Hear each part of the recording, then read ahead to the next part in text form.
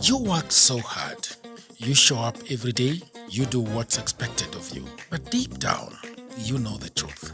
One paycheck shouldn't decide how your life turns out.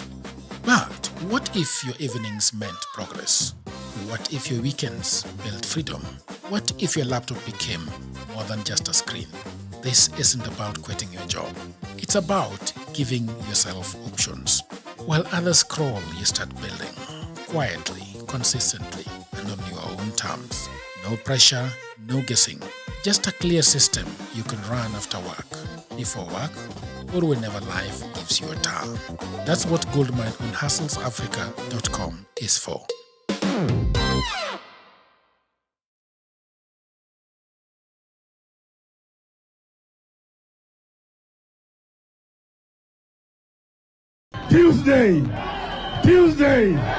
Tuesday. Haikuzo. Makasi ni watafute uongozi pamoja wasitafute. Kweli una maana gani? Una maana wewe. Ni binadamu ya mavi ya kuku.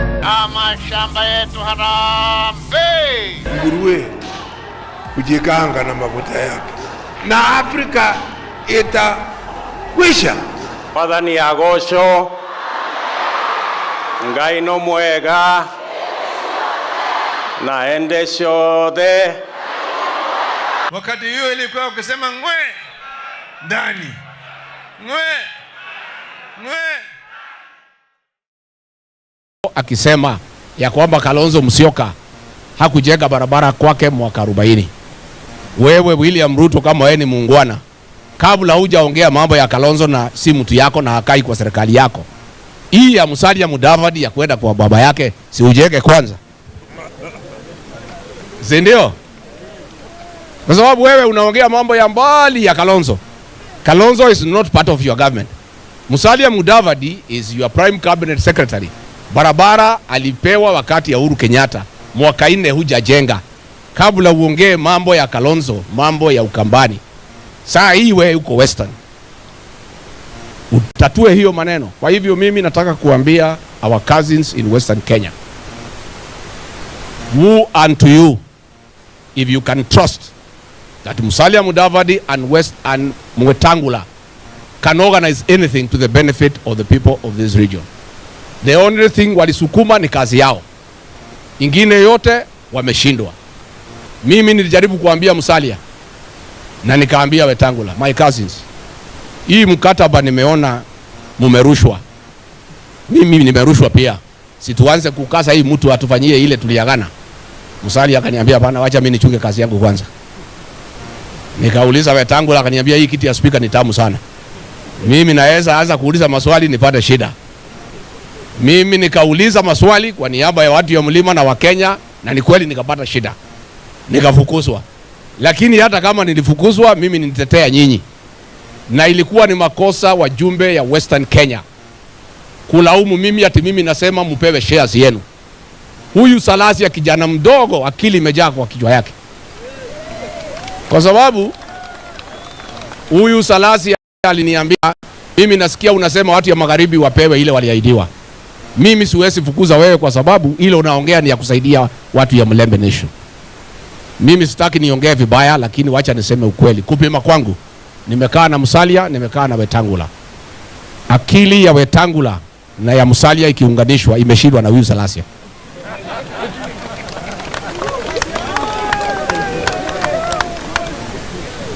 Nikimalizia mimi nihakikishie nyinyi watu ya Mlembe Nation. Tulitembea na nyinyi Mwai Kibaki na kijana wa Malo. Let history repeat itself. Watu ya mlima na watu ya Mlembe tutembea pamoja. Ambayo yanatendeka Western Kenya hayajawahi kutendeka wakati mwingine. Affordable housing inaendelea hapa. Hii Western Kenya counties 5 tumeweka bilioni 100 ya housing, ya affordable, ya markets na ya hostels. Hapa katika hii university yetu hii. Vice Chancellor yuko hapa. Hapa tunajenga hostels ya vijana wa hapa Kakamega hii Masinde Muliro. Ni kweli ama si kweli? Bana, hawa watu watakutana na sisi. Sijui kama tunaelewana. Si ndio? na ni watu ambao hawana track record yoyote. Mtu kama umezunguka, umekuwa waziri ya kila kitu, umekuwa katika serikali miaka 50, huna chochote. Hakuna mahali utaonyeshwa anywhere ati umefanya anything. Kiburi mingi, matusi mingi, madharau mingi, maneno ya fitina mingi. Ati ile kazi kubwa wamefikiria akili yao, ati akili yao inafika hapo, ati akili yao, unasikia jameni? Ati ile akili yao inafika tu kwa kunitafutia jina ya Kasongo. Hapo tu imeishia hapo. Hapo ndio akili yao inaishia. Yani live? Right. Hello there, people of the internet. My name is Urujo Jegero, and this is Political Headache coming to you at 7:30 from the city of glasses, Nairobi, Kenya. I am in the studio with Mr. The way we pronounce it in Luo is Muriu. Muriu. In Kikuyu, it's Mureu. Mureu. Yes. Yeah. The abo. Ujava. Yaruto ameingia hapa kwa France. You know, people of the internet, there are a lot of things that are happening in the country. There is one that I wanted to read, but I don't want to read it now because it's a bit funny. But it is very very strange. I'm not going to read it, but I want to read something that is very interesting, Mr. Mureu. Yes. That a fresh legal dispute has erupted over High Court judgment that upheld former Deputy President Rigathi Gachagua's impeachment case. After some petitioners claimed the version released to parties different from the one judges said they had delivered in open court. Lawyers acting for Gema Watho Association, the 41st petitioner in the consolidated impeachment cases, have found formally written to the Deputy Registrar of the Constitution and Human Rights Division seeking what they described as the complete judgment, typed proceedings and audio-visual recordings of the June 8 judgment. So I don't know why this is a problem, because I don't really. Should we really care about that? About the fact that some things are missing? People of the internet, I am with Muriu, I am with Odhiambo Tieno, cameras no Odhiambo, because Odhiambo, by the way, refused to talk about the issue of Gachagua's impeachment. When I asked him, he went mum and he deleted some of the messages he had written on Facebook. All right? So Odhiambo is a coward. Right? Odhiambo is a coward, the man that claims to be a political pundit but gives others a wide berth. Right? So, Mr. Odhiambo, how are you doing? Hi, how are you? Where are you coming from? Kakamega. Kakamega? Yes. Is it really Kakamega? Because the pictures, we have never seen pictures online that is depicting Kakamega. No, how can you be in Kakamega and not there in pictures? Because I'm in Kakamega, you just don't want to see. No, there is no photo on the internet that has been taken from. I don't have to post any photo. Yeah, but you post the ones in Kisumu. Of course. But you don't post in Kakamega. No. Do you know this gentleman? I've seen him, I think, once. Yeah, this is the gentleman that thinks that Kalonzo Musyoka is going to be the president in 2027, and is very obsessed with it. He's using all his father's money. He's using his money to make sure that Kalonzo becomes president. So I don't understand why he's so bothered about Kalonzo while his own son, who is called Mr. Kennedy, is actually gallivanting in Arusha, Tanzania. He's not bothered about anything. But how are you doing? Amazing, Jagero. Yeah, you're nice amazing. To see you having a nice tea on. Yes. Yeah, I love it. Yeah, money, bro. Is it pink? Yeah? I honestly don't know. I don't know the color. It's a good one. I like it. Yeah. It's a pink. No, it's not pink. It's not pink. It's what? Mauve. What? Mauve. Eish. What? Mauve. You can just search there. Whatever that is. Mauve. Mauve. Mauve. Have you ever seen a photo of Jay-Z in like a pink suit? Okay. Let me call it pink. Okay. Then a journalist asked him, "What color? What is this pink?" He said, "This is mauve." Mauve. Yes. Okay. How is it pronounced? I think it's mauve. Mauve. Yeah. Yes. Jay-Z said mauve. All right. Yeah. Great. Odhiambo, I want to ask you, what do you think about Gachagua's impeachment and the fact that he's gone to Western now twice, but he's never been to Kisumu? I think he dropped in Kisumu and then went to Western. Why is Gachagua not going to Kisumu? Well, Kisumu will not welcome him much, as expected. Raila died when Gachagua was an enemy Luo Nyanza. And I don't think if Kisumu will welcome him yet, because there's nothing they're sharing in common. But is it a matter of being welcomed, or you just go and because when immediately after the 2022 general election, I think the second or the first or the second, getting out of Nairobi after being inaugurated, Ruto actually went to Kisumu, having gotten very little from Kisumu. Why is it that you think Gachagua does not want to just go and talk to the people? Because those are a lot of votes, about 1.5 to 2 million votes. Ruto actually went to Homa Bay. His first stop was Homa Bay. But when I talk about Kisumu, you know what I'm saying. No, I don't know what you're saying. No. I'm very granular.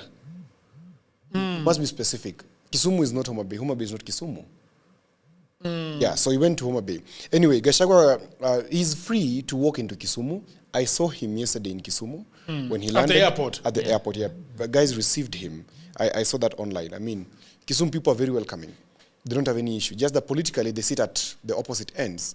Because currently, there is a sect in Kisumu that is one term, all right? And there's a sect in Kisumu that is two term. Unfortunately, the predominant sect, or the dominant sect, is the two-term sect, okay? I was there. I tried to listen to them, and something was coming out clearly that they're not very welcoming of anybody who wants to tell them to get done with President Ruto, because then where are they going? Where are the people going? Yes, where are they going to? Are you telling them to follow Gachagua or Babu Owino? They don't see themselves in that calculation. So then they can't be. Plus, we would want to be sensible and sensitive about so many issues. Politically, Kisumu and Gachagua sit at the opposites because Gachagua really hated Raila Odinga. And that is a fact that we live with. And we have to get off this claim that, political maturity, etc. Politics, the jealousy in politics, Jagero, is actually worse than the jealousy in love. And when people sit at odds, then it goes way above. And Gachagua trying to go to Kisumu and speak to Kisumu people, it's neither here nor there. Let him not waste his time. He can do whatever he's doing in Western Kenya. But my worry is what it does to the rest of the places in the country. Gachagua has the rest of the country to visit. Huh? He has the rest of the country to visit. He can visit. I've said he can visit Kisumu freely at any time. Just that politically they sit at odds. Now, under that, let me say something. In Kakamega, I've done a survey in Kakamega, and the survey, I think I informed you about it.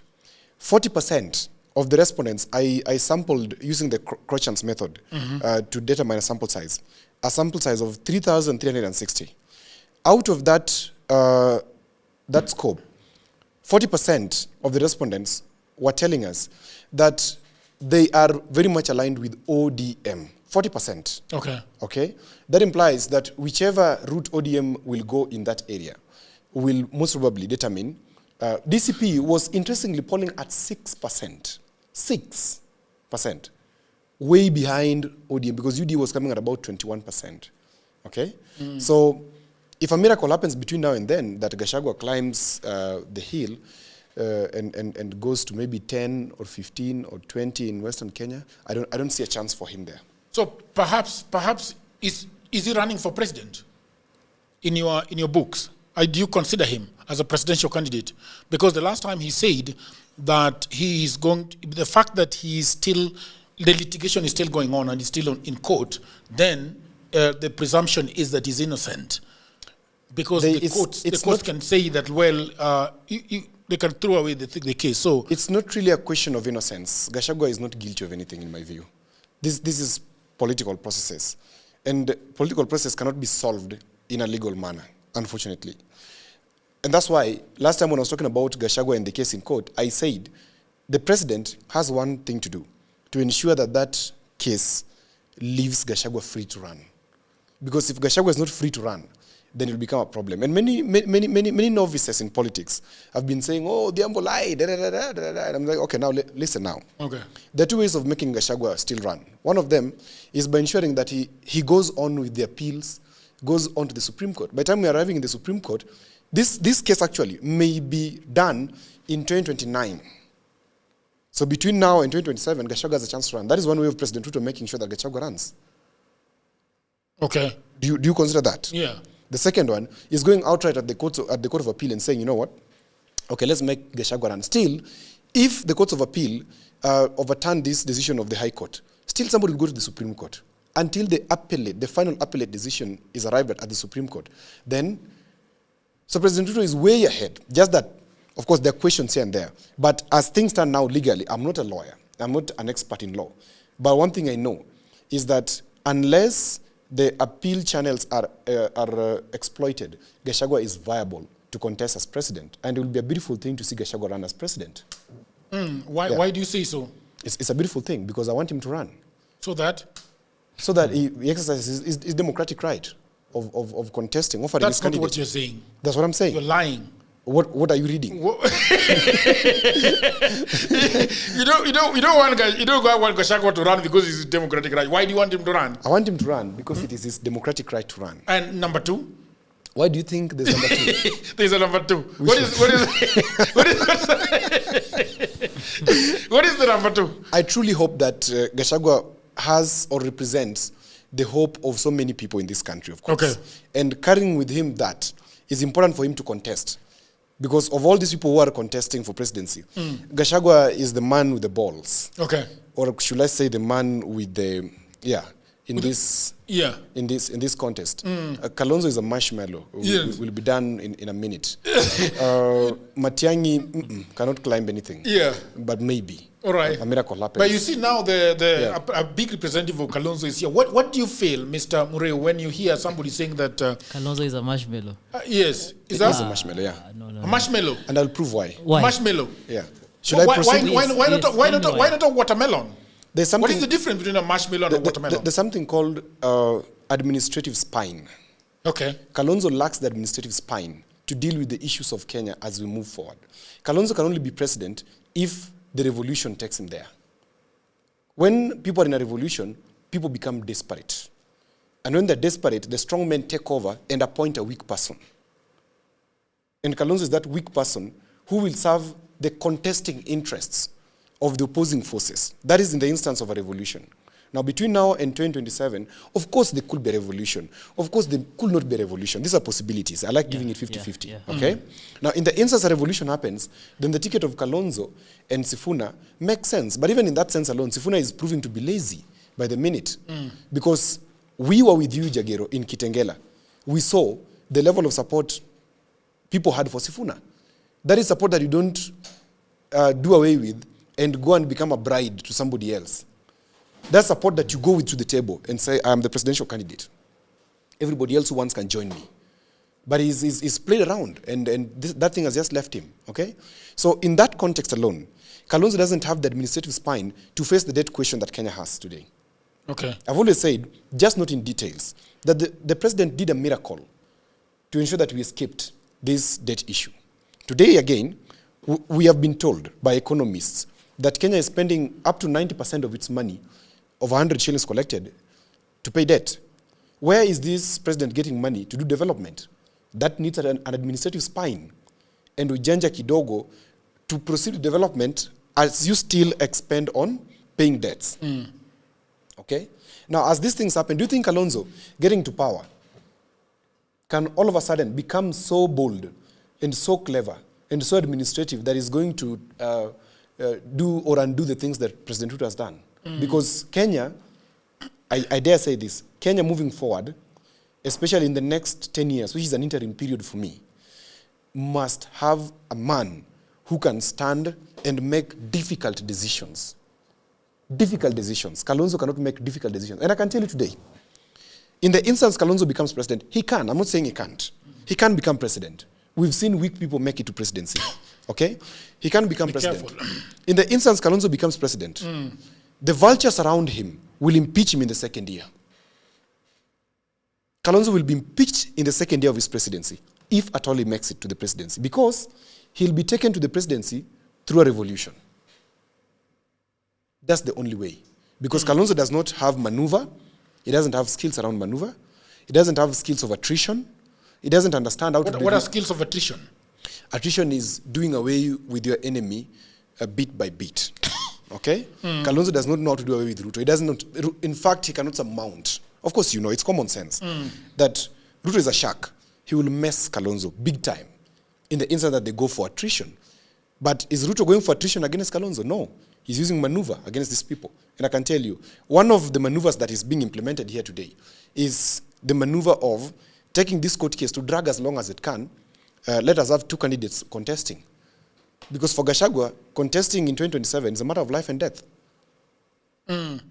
It's like the ICC of 2013. If he doesn't contest, he will be charged for high treason politically. Who? Gachagua. He goes to court a second time? If he doesn't contest, listen to what I'm saying. If he doesn't contest for presidency, as long as his case is still in court, then he'll have a difficulty. Because where will he be? Will he wait up to 2029? He has to get something in between, okay? So, in short, the whole thing that I'm saying is that Kalonzo can make it to presidency, but he's the kind of leader that Kenyans, including his supporter here, will be dissatisfied with in the second month of his administration. Yeah. Yeah. What are the strengths of Kalonzo Musyoka, Mr. Mureu? First of all, Odhiambo, let me tell you something. That was the same thing with Ruto. By the time he got to within the first year, during this, after like 5-6 months, people are already tired of him. True, Remember, there was the Sifuna revolution, the Mandamano, so it's normal. And something else, let me tell you. I was looking at Kibaki. Kibaki, before he became president, he was called a General Kiguya. In Kikuyu, Kiguya means someone who is a coward, someone who is afraid. So I see some people saying that maybe Kalonzo is not quite vocal, he's not strong, but that I don't think that makes you president, per se. Yes. In terms of maneuverability, I want also to ask, how did he become vice president in the first place? Which year? 2007. 2007. Yes. See, I think it took off. It took off to yes, Naivasha. That means he understands the how to maneuver within the political circles. That's not true. No, I think so, because how did he become vice president then? Tell us how he became vice president. How did he become? Because he contested in 2007. Yeah. And you remember I told you that during the 2007 post-election, after the post-election violence, there was a white man, I don't remember his name, and he described Kalonzo as an opportunist.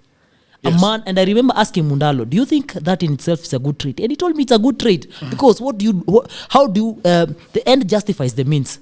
And if he used those the means to get to become vice president, and he employed being an opportunist, then there's no problem with that. If he rose and became a vice president, however much maybe he did not become a president, it was a great opportunity for him, and he took it.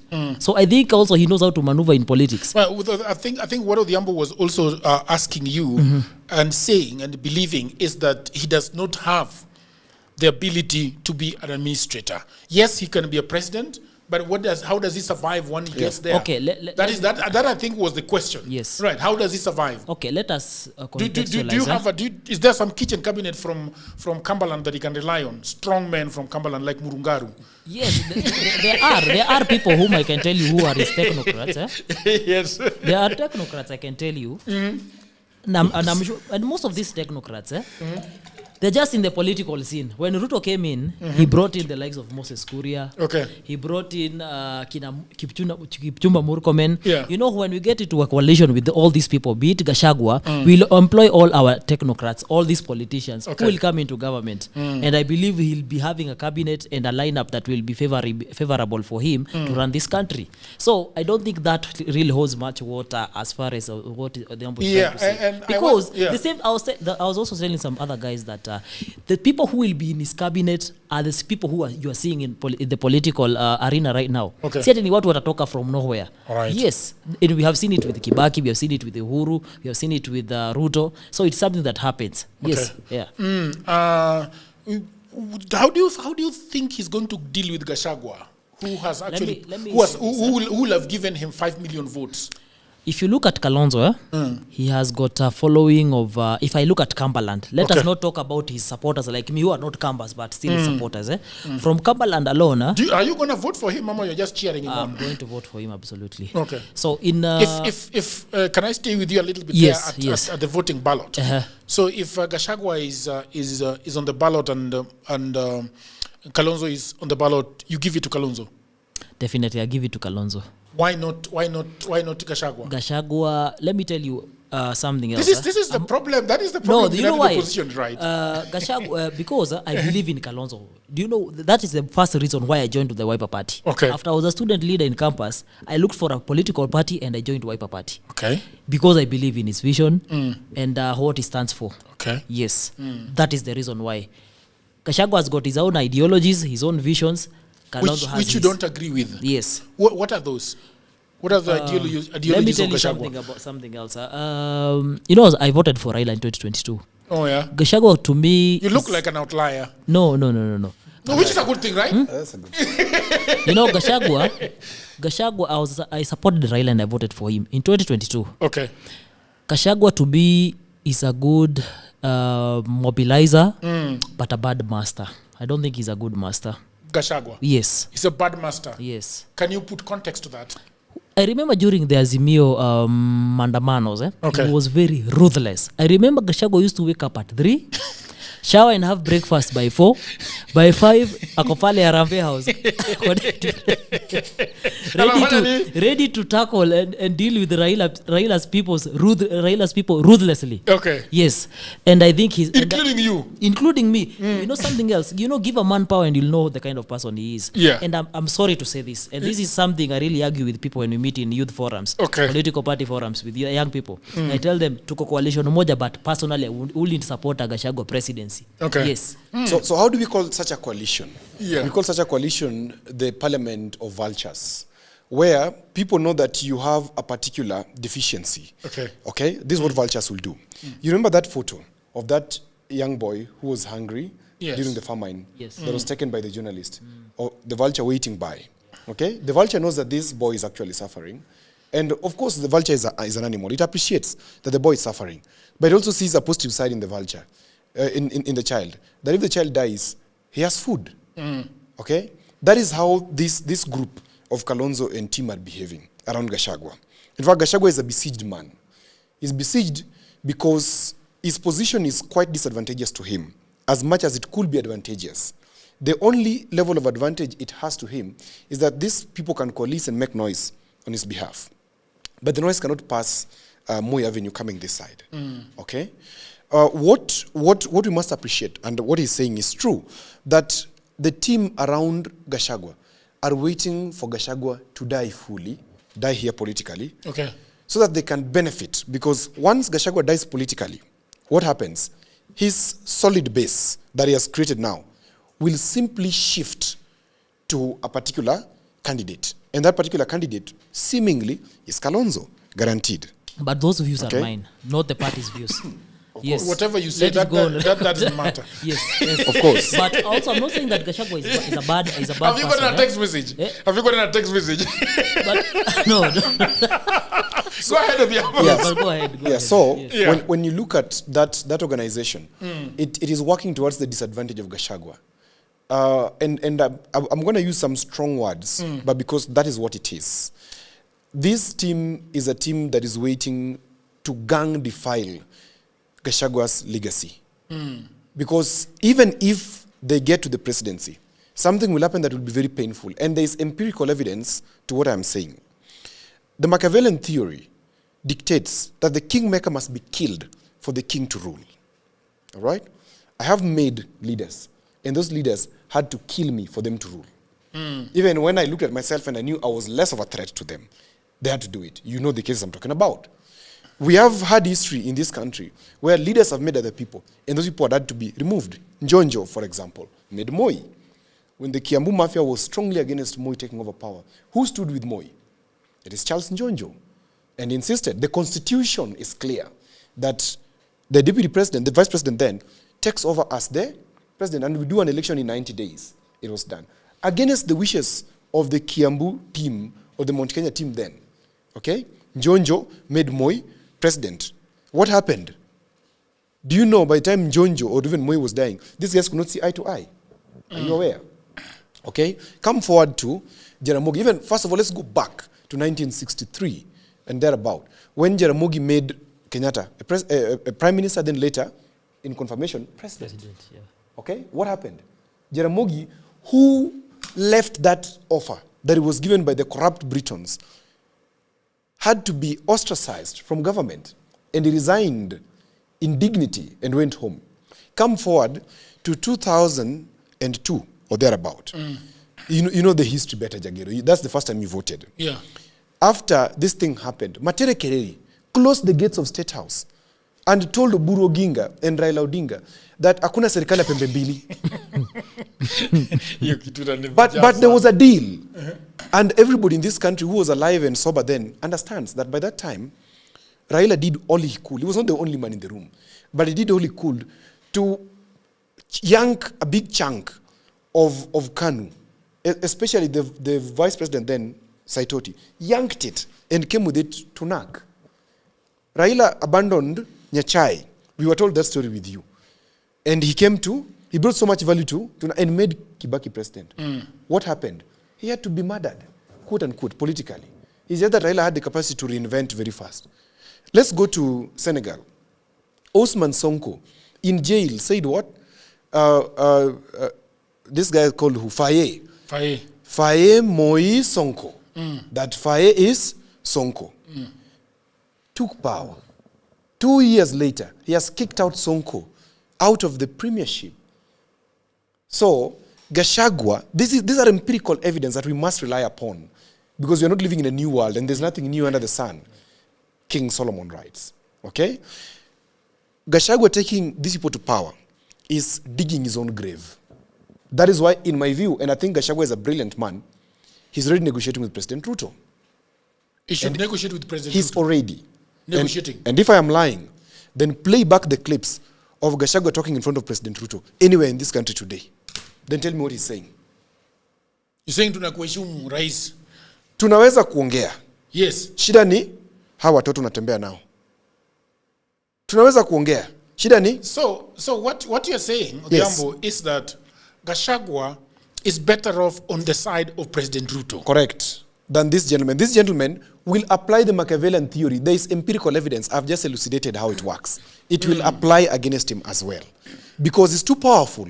He will call them to account. He will hold them to account. Nobody who is in government really wants somebody who can nose around. When Gachagua made Ruto president, quote unquote, again, Quote unquote. made Ruto president, what did President Ruto do a few years later? He yanked him out of power. Because unless Gachagua commits what I call, there's a doctor called Dr. Juang Lucy, recently told me how this thing is called, I'm forgetting it. Unless he commits self-suicide, political suicide, and says, you know what, Nyinyi ongoza, and he sings like Mboya was singing. Have you seen that video? Where Mboya, Oginga, and Kenyatta are standing on one stage, and Mboya is singing and leading. Yes. You remember? Yes, and he's singing, Akuna Kenyatta. Yes. It was about Kenyatta. Mboya was too much intelligent as compared to Kenyatta. But he was singing for Kenyatta. He was singing. What was Mboya basically doing? Mboya knew how to play around power. So can Gachagua sing for Kalonzo? Yeah? Kalonzo Tawala. Do you think he can do that? He cannot. So what then will happen? He'll be yanked out of power because now he's coming in stronger than when he came in President Ruto's regime. That's why for me, and anybody who's politically wise understands what I'm saying, Gachagua is better off on the side of President Ruto because right now, President Ruto needs Gachagua more. Na kwa siasa, hakuna emotions. Na kwa siasa, hakuna deni. Na hakuna siku hatuwezi kuongea. You understand? I'm speaking assuming that is Ruto and his team. Not that I am for him. They must start having that conversation. And Gachagua must be alive to that fact. If he goes ahead with the anger, Jagero, and I've told you, my friend Mama Aida tells me, Miri mailayo. Uchungu, unaenda kwa chona unasusu. Sasawa. If you want to hold on to the bitterness, then the bitterness will eat you up. Yes, mistakes happen. Yes, people learn. In this situation, it is clear that yes, Ruto made a mistake in impeaching Gachagua. I agree. You could have managed him better. But now let's talk. It's time to talk. My biggest problem is that when I look at the people of Mount Kenya, proverbially they look like the people of the Israelites in Egypt that had been given the opportunity to leave Egypt and go to the promised land. But I can imagine, because there is a Luo song that says that when they reach the Red Sea, is it the Red Sea? Yeah. And they are now supposed to cross. But then now Moses say, wait a minute. Pharaoh is not actually a very bad man.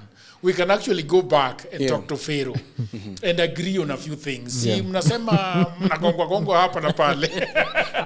Can we go back and negotiate with Pharaoh? And I'm thinking the people of Israelites, now proverbially the people of Mount Kenya, because when you look at it, Gachagua has drummed has beaten the drums of hatred for such a long time. I think the last time it's coming to 2 years since he was kicked out of parliament. 2024, he was kicked out in 2024. In 2024, yes, you're right. So it is 1 year plus a few months. More than 2 years. More than 2 years. Yes, and the kind of drums of hatred that is Nene. I'm just thinking. So people in Mount Kenya who are so much vindictive, for lack of a better word, against the President Ruto, I just gonna say Gachagua said. Let us go back. Let me tell you something interesting, Jagero. You know, I supported Raila in 2022. Okay. I am a Kikuyu. Okay. And I can tell you there's nothing as painful as being a Raila supporter in Mount Kenya. Okay. When the rest are celebrating, you will be crying. Okay. And something else, I remember I once went to try and talk with some women and telling them that, you guys, you should support Raila. Raila is good. Raila is this. Once they are done with you, they are done with you. Right now, if Gachagua told Mount Kenya people to go back to Ruto, Gachagua will go alone. I can assure you. He will go alone and people will stick with Kalonzo. I can tell you for a fact. Or whoever will have brandished himself as a Mount Kenya leader. Okay. Something else. I remember that I used to have Raila's manifesto in my fingertips. Okay. Even if you tell them, if you give them any reason, they will not allow, they will not accept or rather take anything from you when it comes to going back to Ruto. So having said that, I don't think even Gachagua can convince the people of Mount Kenya to go to Ruto's side. If he'll go alone. That is why also I think that Gachagua cannot convince or try and go back to Ruto. That is something that is what under the bridge. But then I'm thinking, Odhiambo, I don't know what talking with Ruto mean. Do you think that just, scaling down his attacks on Ruto is a negotiation enough? Ama he has to tell people of the Mount that, look, let's go back to Egypt. Let's talk about politics, substantive. Okay. Let's not talk about politics, speculative. Now, if you look at the history of politics in this country, the community that has been ostracized painfully to the end of the world in terms of resources, even in terms of employment. By the way, Jagero, I hope you know that when you were growing up, there was a time that if your name started with an O, you could not get a job in government. Are you aware? I'm only aware that Kalenjins were in our post office in the village, working there. Yes. There's a time that happened in this country. Okay? And it takes something I call, I'm looking for the right term, sacrificing yourself for the people. Okay. For you to lead them. Leadership is not about following the people in this case. Leadership is about providing a route to the people. Today, I don't want to talk about Kikuyus, but let me talk about Mount Kenya people. Okay. Today, if they sulk and say we can't talk with Ruto as we are going away, it's an emotional decision. The Luos, who have been murdered than anybody in this country politically, murdered literally. So many funerals or so many burial sites in Luo Nyanza today, if you count 10, 2-3 of them are because of politics. 2-3 because of politics. Swallowed that anger when they were told, you know what, let's shake hands with President Moi. Raila shook hands with President Moi. Let's shake hands with President Moi. In fact, people who don't know, Jaramogi shook hands with President Moi and was made the chairperson of Cotton and Lint. Okay? No, you too. Yes. Now, here too. Why? Because at the end of the day, the people need services. It's not about you as an individual. The world does not revolve around Gachagua as an individual. Okay? And Kikuyus will make a mistake of allowing Gachagua to determine their destiny politically from 2027. Okay? They better listen. They better listen to that Uhuru man. They better listen to that Uhuru man. Because that Uhuru man will negotiate. And I can tell you, Uhuru wanted Ruto to be president. If he didn't want Ruto to be president, Ruto will not be president today. I can tell you. I know. I disagree. Two, it is the same Raila in 2002 Instead of contesting because he had the numbers to contest, he said, no, we're not going to contest. We're supporting Awatu. Come to 2013, he contested. Of course, you know what happened. What did he do? Handshake in 2018. Why was he doing that? 2017, I was in Kisumu with a friend of mine called Dr. Ezra Nomolo. We went to GOTRH, Jagero. The same Dr. Ezra Nomolo that is in government? Yes. Okay. By then, it was a GP. I wonder why you were not in government. A general practitioner. Maybe I don't know. Don't need. But you don't have to be. You don't have to be a CS. The way no. vile unavaa pesa ni pesa. Well, so okay. When we were in Kisumu with Dr. Ezra Nomolo, we visited GOTRH. Okay. Bodies and bodies piled up, and nobody was talking in Kisumu. People were afraid to speak in Kisumu. Body bags were brought in. In fact, there was even a case of a body that was dropped in Lake Victoria. A body bag was found with somebody inside in Lake Victoria. And nobody wanted to talk because the regime then was very harsh. What did Raila do later in 2018 March? He went and shook hands with who? With this Kenyatta guy. Okay? When he shook hands with this Kenyatta guy, what happened to us? Did we die? No. We looked at the past and said, we remember. We will never forget. We never forget what happened to us. But this is a political decision that has to be made. 2027, if this Mount Kenya community decides to stick on the emotional decision that was made by Parliament, because everybody from the High Court decision is headed to the Court of Appeal. It tells you that High Court decision is defective. Everybody, the government people are going to appeal. Senate is going to appeal. Gachagua and this team are going to appeal. That decision, ineffective. I mean, anybody who has common sense will know that. Okay?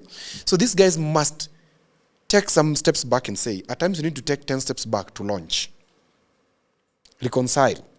And Ruto, I don't think if he has any reason not to reconcile with Gachagua, in whatever framework. I think they can. I don't think there is a problem with Gachagua reconciling with Ruto. Yes. I just have a problem with the people that follow him. And I think the difference with Gachagua and Raila Odinga, Raila Odinga is a god. Gachagua is maybe part of the Holy Spirit.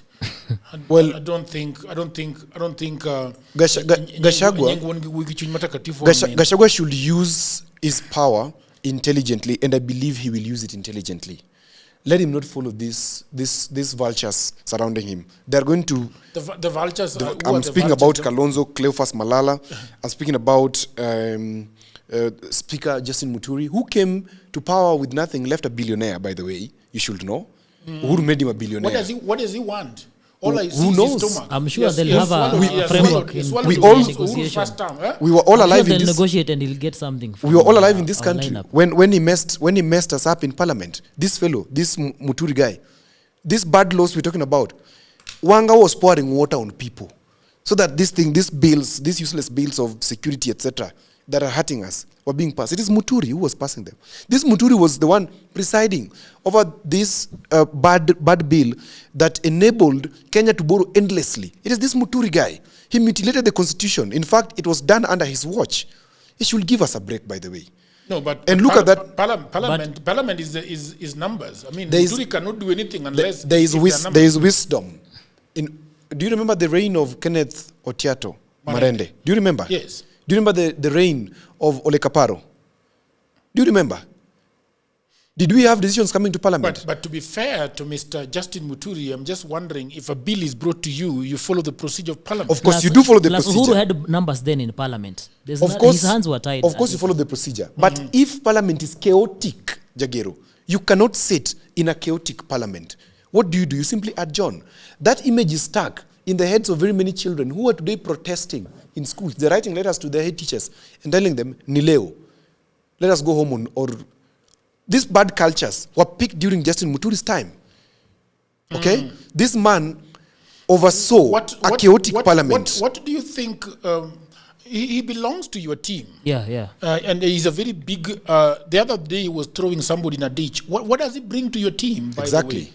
Because a lot of people are feeling like you're a ragtag of thieves and plunderers. I mean, no, but even in government, there are thieves, there are plunderers. So you cannot label that on him. Okay. You know, first of all, I think Muturi brings Mount Kenya East. If I look at numbers wise, okay, he has got some following from that end, and I think he'll be bringing that. Something else, you know, in Parliament, let us speak the truth. Okay.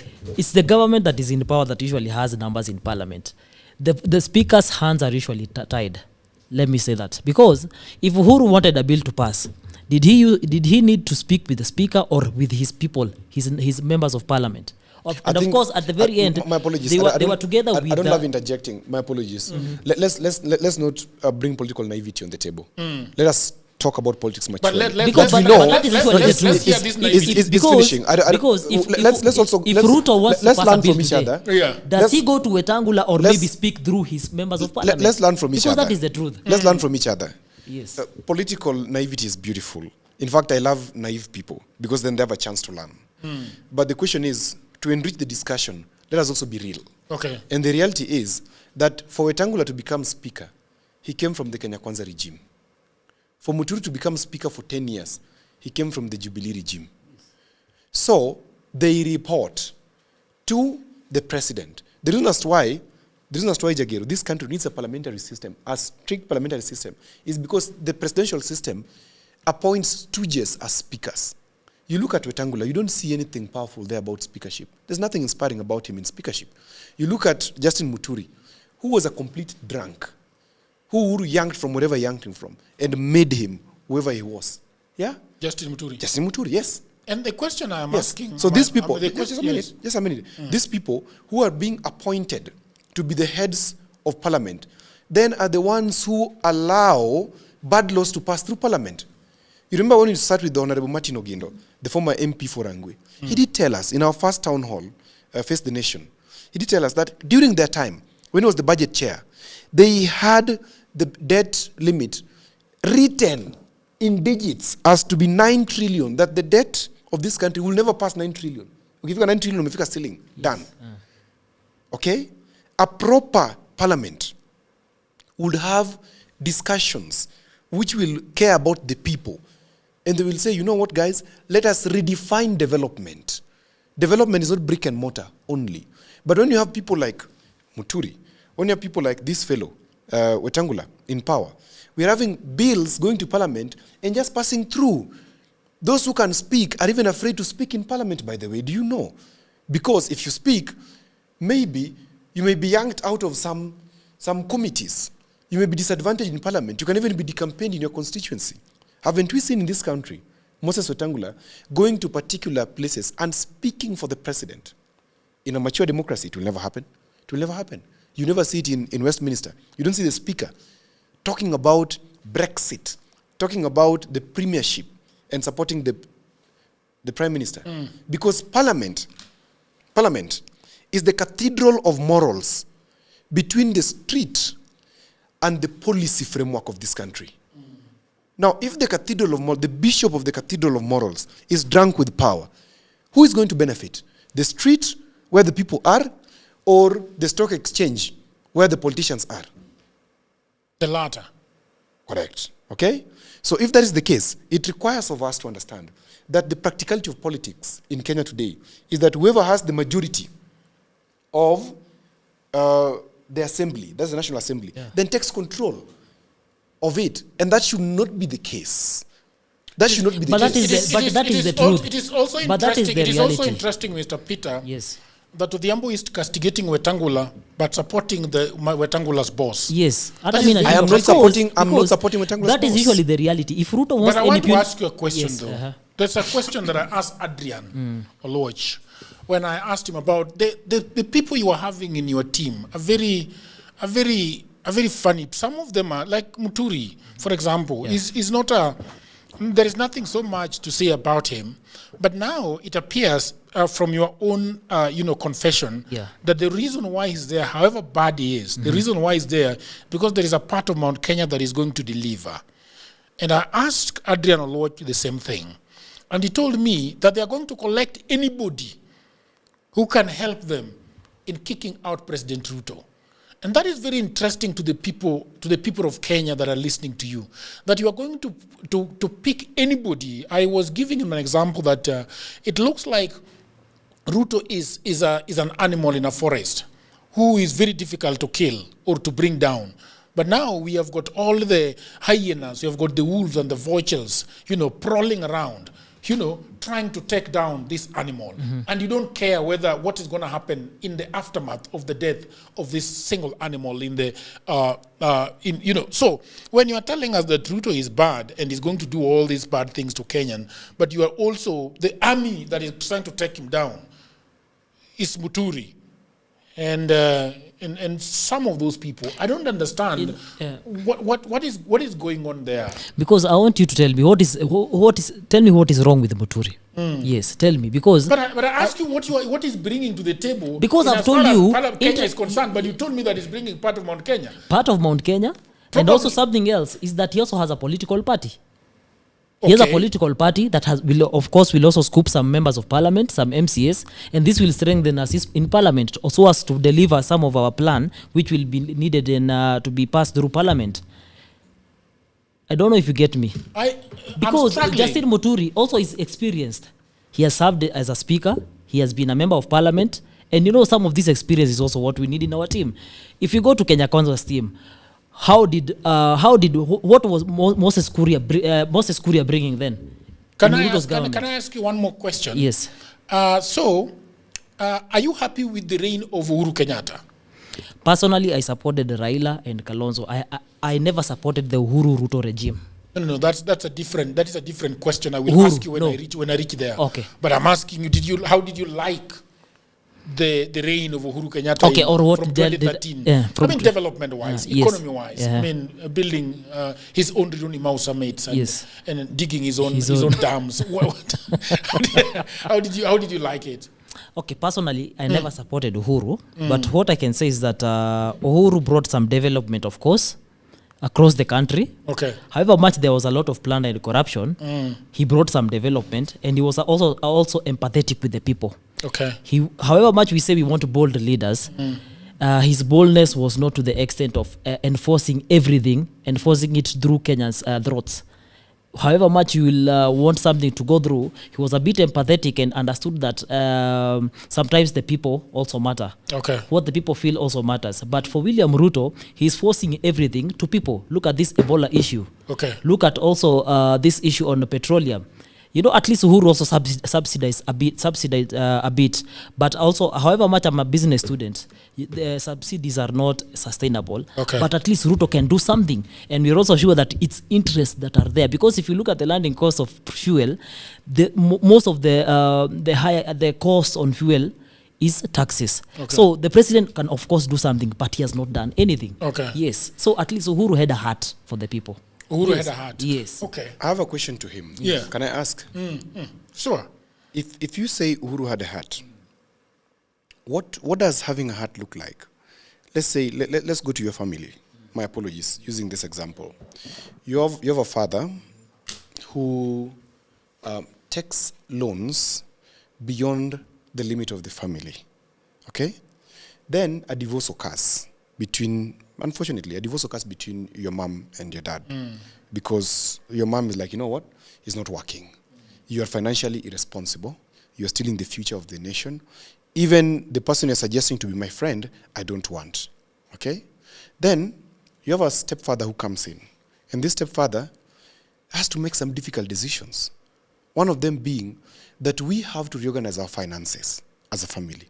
Of course, it's not going to be a very comfortable ride. First, he's an outsider. He's not your blood. Two, he looks like he's too strict because he's making some tough decisions. Would you say that your blood father is much better, as much as he was stealing your future, is much better than this stepfather who, of course, you don't like, but is making decisions that are going to help you in the future? Odhiambo, when I started by mentioning this, I never supported Uhuru Kenyatta's regime. Therefore, I also do not support how he took loans to a point that it went above the debt ceiling. You said he has a heart. He has a heart. Which heart? In terms of what I'm saying, when I say Uhuru had a heart, yes. What I mean is this. Number one, brutality on people. I know you'll disagree, But let me say one thing. Why I know he'll disagree. Why do you know he'll disagree? Because I've watched you, I've seen you sometimes saying why do you think I will disagree? Because you're going to say that we have meted a lot. He meted a lot of brutality on your people. Not only that. Are you aware of what he did in this country in terms of murdering people? I am aware. You're aware? Yes. Thank you. So he has a heart. But he has a heart to some extent. Which heart? To some extent. A heart, there's no half. It's either you love or you hate. But you can maybe it was Matiang'i killing, not Uhuru. No, I'm talking. We have also seen it with if this podcast goes wrong, we're not going to blame Achieng. We're not going to blame this. No, let me ask you. Blame you. When the president of a country stands and says that let us shoot people on the legs, did you see Uhuru ever mention something like that? Okay, it was mentioned. Yes. Of course, there are misspeaks. No, that is not a misspeak. That is not a misspeak. Okay. When a CS Kipchumba Murkomen tells the police, you have got firearms, and you know what they're supposed to be doing? Shoot people. Yeah. Yes. Did you see that in Uhuru's time? So, I think that Odhiambo cannot sit here and tell us that Ruto has a heart. But yes, but of course, I'm not saying he has one. But what he's talking about is actually the heart of Uhuru Kenyatta. So don't deflect. Yeah, don't deflect. I'm not deflecting, and that is why I'm saying also not that I supported Uhuru Kenyatta. I want you to understand. Supporting. Even me, I didn't support him. Yes. What I'm asking is, you've said Uhuru had a heart. Yes. I've not said Ruto has one. Yeah. Maybe his is of stone, because some decisions that you're making are difficult for even me to. I'm looking at them and saying, what? But well, it's your regime, you know. But you're saying Uhuru has a heart, and I'm wondering. To some extent. No, yes, that's what I'm disagreeing with. Yeah. I'm sorry. Okay. It doesn't. It is fine. Yeah. Let us agree to disagree. Yeah. Yes. For me, I have nothing to say about Uhuru Kenyatta. You know, he's Raila's friend. That's all that matters.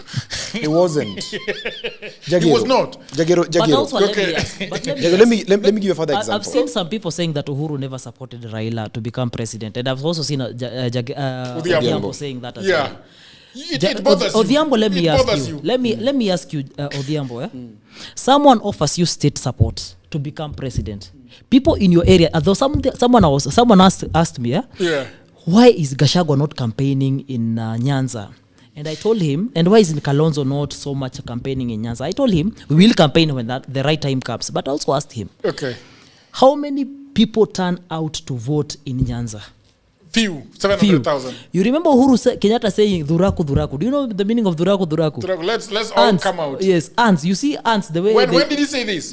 During the 2017 campaigns. Yeah, but that is not about. That has nothing to do with the Raila. No. That's, let me land. Okay, land. When he was saying Dhuraku, Dhuraku, he was telling our people, come out to vote in your numbers. I'm telling you, when I was going to vote in 2022, I was seeing people being brought with the machelas, not machelas, but wheelchairs to come and vote. Old people. In 2017. In 2022, when I was voting, that is Mount Kenya for you. This is the Ruto one. No, yes, the one Ruto won. Okay. Yes, Odhiambo in Nyanza. Uhuru also gave money for mobilization for people to vote in Nyanza. Okay. That is correct. Then more than 700,000 people never voted for Raila in his backyard. Yeah. Do you know Kalonzo? Do you know Kalonzo? Do you know why they never voted? Wait. Let me finish on this. Let me finish on this. Okay. Do you know Kalonzo has been delivering for CORD, NASA, and Azimio more than Raila has been delivering Nyanza? Yes. Why? Then why are you blaming me? No, I'm not something else. Do you know why the numbers in Nyanza have been very pathetic? Have you ever ask yourself? If I remember very well, when Raila went to Kibra to vote, he had a crowd that was accompanying him to come and vote. Okay. And when he left, they left with him. Okay. I think people have been, by the fact that Raila used to reinvent himself. Okay. And I used to think that this time Raila will win. Most of the people are very comfortable thinking that we will win. And that was why maybe most of them were never voting. I don't know, I'm not sure. Odhiambo is saying that Uhuru did not give Raila the support he needed. No, he was given enough support. Actually, you guys should never blame Uhuru. You know why? Uhuru, he wanted Uhuru to still vote for Raila. No, let me say this. I think I'm misquoting whatever I said, and that is very abusive. It should never come from you. I've never said that. Okay. What I'm saying... What are you saying? Just vote, bro. What did you want? What I'm saying is this. Okay. I have said in this show, and I think he must have gotten it from me. Okay. Because these political leaders cannot talk about it. They're not bold enough. Okay. I said in this show for the first time that Uhuru did release 35 million shillings per county. Release 35 million shillings for mobilization. Per county? Per county. That's 2 billion, that's how much? For Kisumu, hizo ya Nyanza hizo. For mobilization. These governors ate this money. And I've gone ahead to indicate to you how they ate it. Okay. Okay? So who is to blame? You know. I'm not blaming. Maybe there's a point where we are disconnecting. When I say Uhuru did not intend for Raila to be president, I simply mean that. You can provide support, but you don't want somebody to be. Why? You kill two problems with one stone.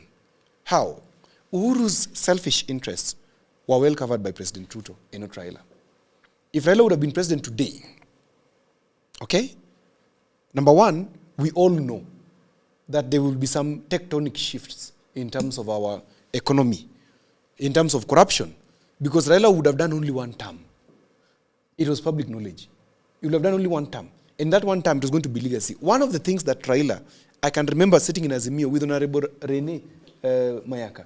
I remember when we were drafting that manifesto, I remember there was that discussion that let us have amnesty to those who have taken. You started in the drafting of the manifesto for Raila Odinga? Of course, we did it with the Honorable Rene Mayaka. She's a nominated MP. Big up, congratulations. You never knew that? No. We were a team, of course. We were a team of so many people. We were working on the draft. Then we took it over to... The Singapore Dream. Well, you can call it that, but it was not Singapore Dream. As we were looking at Canaan. Yeah. The Canaan Dream. The Canaan Dream. Yeah. And one of the things that could have happened is repatriation of monies that have been stolen and stored abroad. And we were suggesting that Honorable Martha Karua then becomes the minister for judicial affairs, constitutional affairs. Do you know why? Repatriation. Do you know why? We were saying that we wanted Martha Karua to help us get back the money and bring it here. Because she was there when it was being stolen. She knows the corners. Okay. She knows the corners very well. She knows how these things are done. And she could have helped us because she's a strong girl. She could have helped us get the money back. Okay? And in this context, do you think Uhuru was happy smiling that they're going to tell me to bring back pesa nimeweka Panama? Kwani Panama papers hazikutolewa kutuambia kwamba Uhuru and his family are keeping our monies offshore? Hatukuambiwa hiyo? So you were told. Do you think he was happy that Raila was doing that? Pandora. Yes. Do you think he was happy that Raila was saying, oh, to repatriate pesa yenye imeibwa? So why was he supporting Raila? And that's what I'm telling you. He was not supporting Raila genuinely. Jagero, you can take me to go and seduce a girl. But politics is about interests, bana. Politics is about deception. This is what I've always taught people. Politics is about deception. The only currency in politics is betrayal. When you're going to the ballot to vote, you're not going to choose, you're going to betray. Okay? Now, once you understand that, you need to understand the next bit. So, supporting Ruto because he's very genuine. He was not supporting Ruto because he was very genuine. He was solving two problems with one formula. And the one formula was, if you support Raila and persecute Ruto, everybody who has common sense in politics knows that when you persecute somebody, you give him a base. You persecute him, you build him. Why? Because the people, the mob psyche, will always support the underdog in a political contest. Okay? The strong man never wins. That is why today, if Ruto continues playing strong, he will lose. Sasawa. If Kalonzo continues playing weak, he could win. These are just political facts. So how was Uhuru then ensuring that Ruto got this seat? In a very simple formula. He sat down and calculated and said, who will better cover my ass when I'm out? Can you answer that question? Raila or Ruto? Who will cover my ass in a better way when I leave power? Uhuru asked himself that question. What do you think is his choice? He's taking the Gagi in Luwe. I think because they were together with the Ruto, he would be...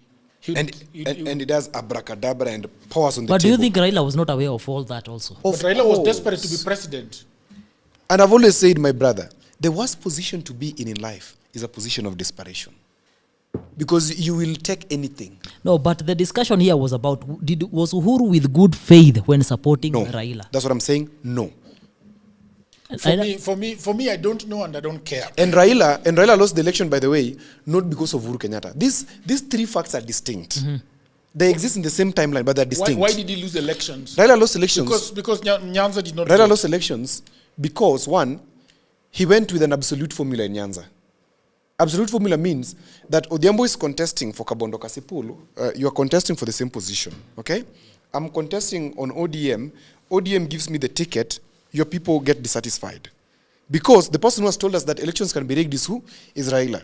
So whether you lost, and I won genuinely, okay? Or I won by false, and you won. Once you go tell the people, nimeibiwa, your people lose hope. Because the people who go to the ballot to only vote for MCA. Are we together?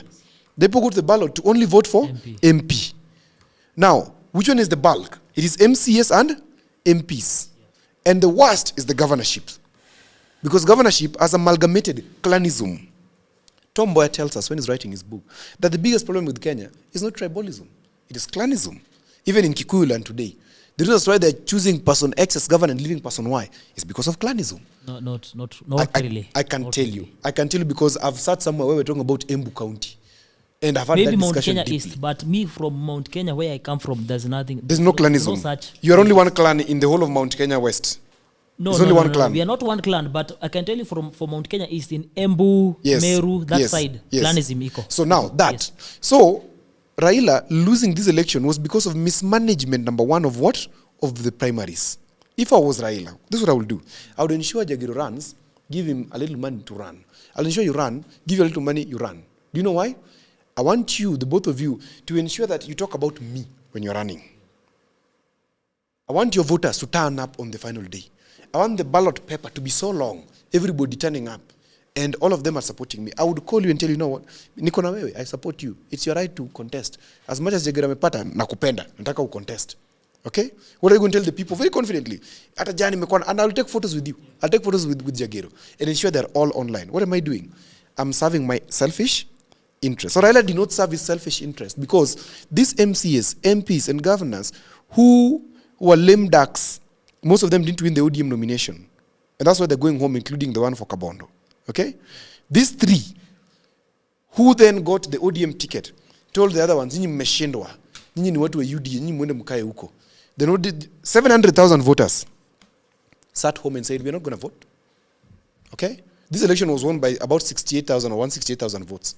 Actually, Ruto won by 68,000, if it is 50 plus 1% thing. Okay? If these 700,000 people turned up to vote, Raila would have been president. Number one. Number two, that 35 million that Uhuru released was eaten by the governors. Why was he giving it to governors, though, instead of giving it to the people that mattered? Who should you give it to? Deploy resources to the executive.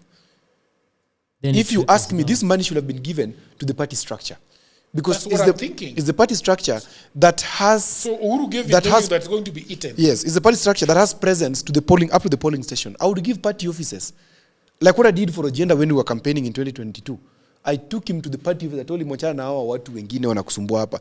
Go to the party structure. Go talk to the party structure. They're normally left out of the calculation. Go and talk to them. Ask them to support you. And that party structure turned up for him. So if Raila followed that very formula, and if Uhuru followed that very formula of talking to the party structure to the lowest point, Raila would have been president. Now, why am I saying on the other side that Uhuru was solving another question by having Ruto in power? The questions that bedevil Uhuru Kenyatta, Raila would have taken a very radical turn. Remember, Raila is a radical. Yeah. Ruto is a status quo. Status quo is always better for people who are in power, let me tell you. Because it gives them safety and headroom to survive. They can negotiate. Who says that they're not negotiating? Look at when Uhuru went to State House, Jagiro, the other time, and Ruto was going to show him that the refurbished State House. Did you see that video? Yes, I saw. Did you see how they were talking? Yes. Did you see how they were laughing? Do you want to tell me those people don't like each other? They don't have some secret? My brother, unless we are idiots in this country. We know these things. Yeah. But I can tell you even if Ruto met Kalonzo today, they'll laugh, they'll talk. It's proper. Why is it not happening? Wanyama. Yes. Why is it not happening? Shamba la wanyama. You remember when Ruto? I remember when Kalonzo is speaking to Ruto. I remember when Kalonzo went to State House. I think it was for the NADCO. Was it NADCO or what? I'll be happy if they're speaking.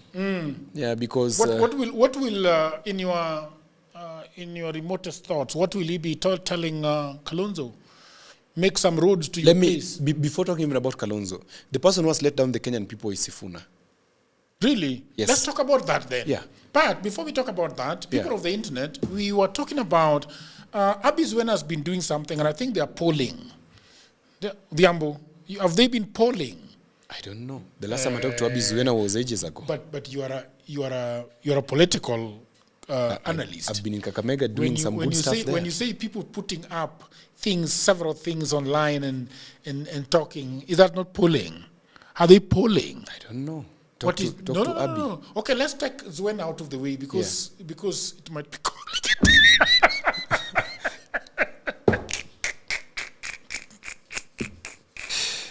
That's good.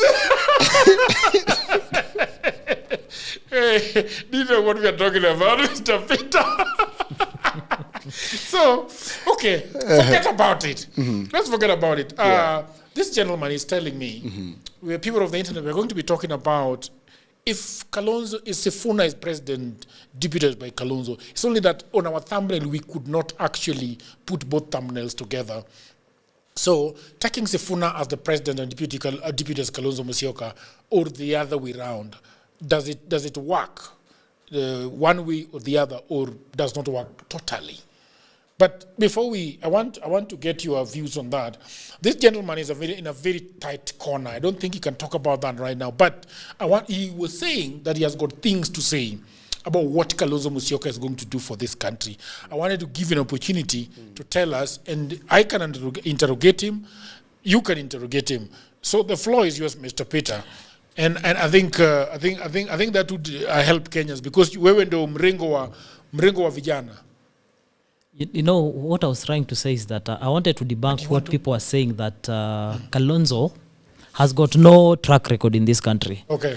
Because, number one, you know, most of the people do not understand that when was the advent of CDF in this country. Let's first of all break it down. Okay. You say that Kalonzo has been in government for more than 40 years. I don't say that. No, but it is said that way. Okay. He has been in power for more than 40 years. Yes. But he has been in opposition for 13 years.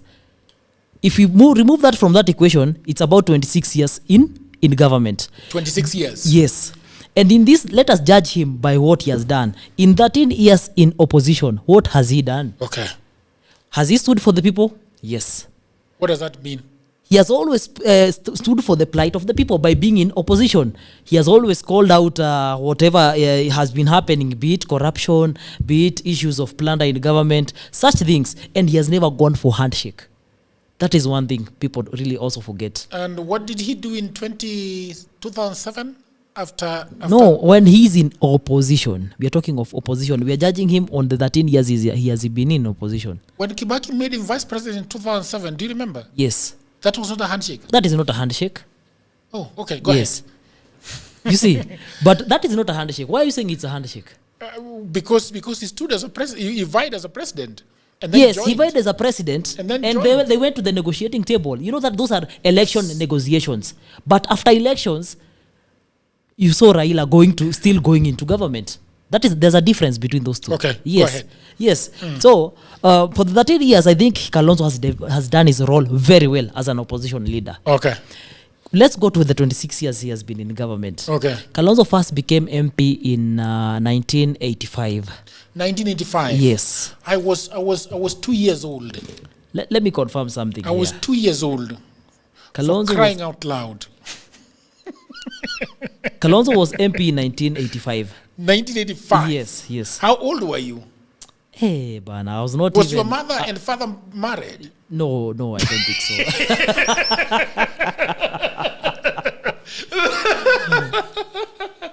Your father and mother was still in high school? No. My dad is retired, so he was still there. I think he was also there. Working, yes. Okay, yes. Great. Go ahead. You know, Kalonzo, first he contested in 83, he lost. Then in 83? Yes. His first cameo into politics? Yes. Okay. He contested in 83, then lost. But after that, the person who was MP then, who was called, what was his name? Kalonzo once told us his name. Manandu, he was an MP called Manandu. He was shot and died. Okay. So there was a by-election and Kalonzo won. Yes, he was I think 30 years old then. So he became MP. And this is what I also... But do you know what he was doing before he vied to become... He was a lawyer. He was a lawyer? Yes, he was a lawyer. Oh, okay. Yes. Okay. And something, Jagero, when was the advent of CDF? Do you know? I don't know. I think CDF officially kicked in 2013. Okay. Yes. So before that, And the role of an MP started and stopped at the floor of parliament. Yes, it's like now, Jagero, if you start asking me whether Sifuna has built any roads in Nairobi. No, that's. Do you expect him to build roads in Nairobi? No. So the most Kalonzo could have done, and what was done by most progressive leaders then, was scholarships and maybe lobbying from the president. I gave you an example. One of the people whom I've met who have benefited from Kalonzo's scholarship is the current county assembly speaker for Makueni County. Yes. Okay. You were done? That's all he has done? No. Okay. But then he went ahead and became No. I want to stay with us in parliament. Yes, in parliament. How many bills did he sponsor? Do you know how many bills? I have no number. Yeah. But also he rose to become a deputy speaker. Yeah, but do you know any bills? Like any highlight bills that he did that we can say Kalonzo Musyoka was in parliament, because you've said that his work started and ended in parliament. Yes. So what was he doing in parliament? But how long was he in parliament? Since 1986 to 2013. To 2013. That's Yes. 26 years? Yes, I think not 26. Yes, I think 20 something years. So he did not sponsor any bill in parliament. Not unless I check. But you should know these things. No, not unless I check. Not unless I confirm. But Mr. Peter, yes. you're letting me down. You should know what this guy did in parliament for more than 15 years. Because if you're saying that he was in parliament for such a long time and we want to judge that time frame, then the only way of judging a time frame. What are the roles of a member of parliament? But he can sponsor bills. Yes. He can. What was his voting pattern? How some of the things that he voted for and against. Did he vote?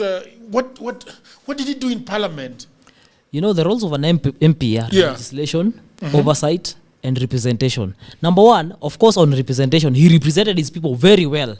And I think that is the reason why. But representing your people is actually sponsoring some of the bills. Yeah, I understand. Kalonzo Musyoka is coming from semi-arid areas.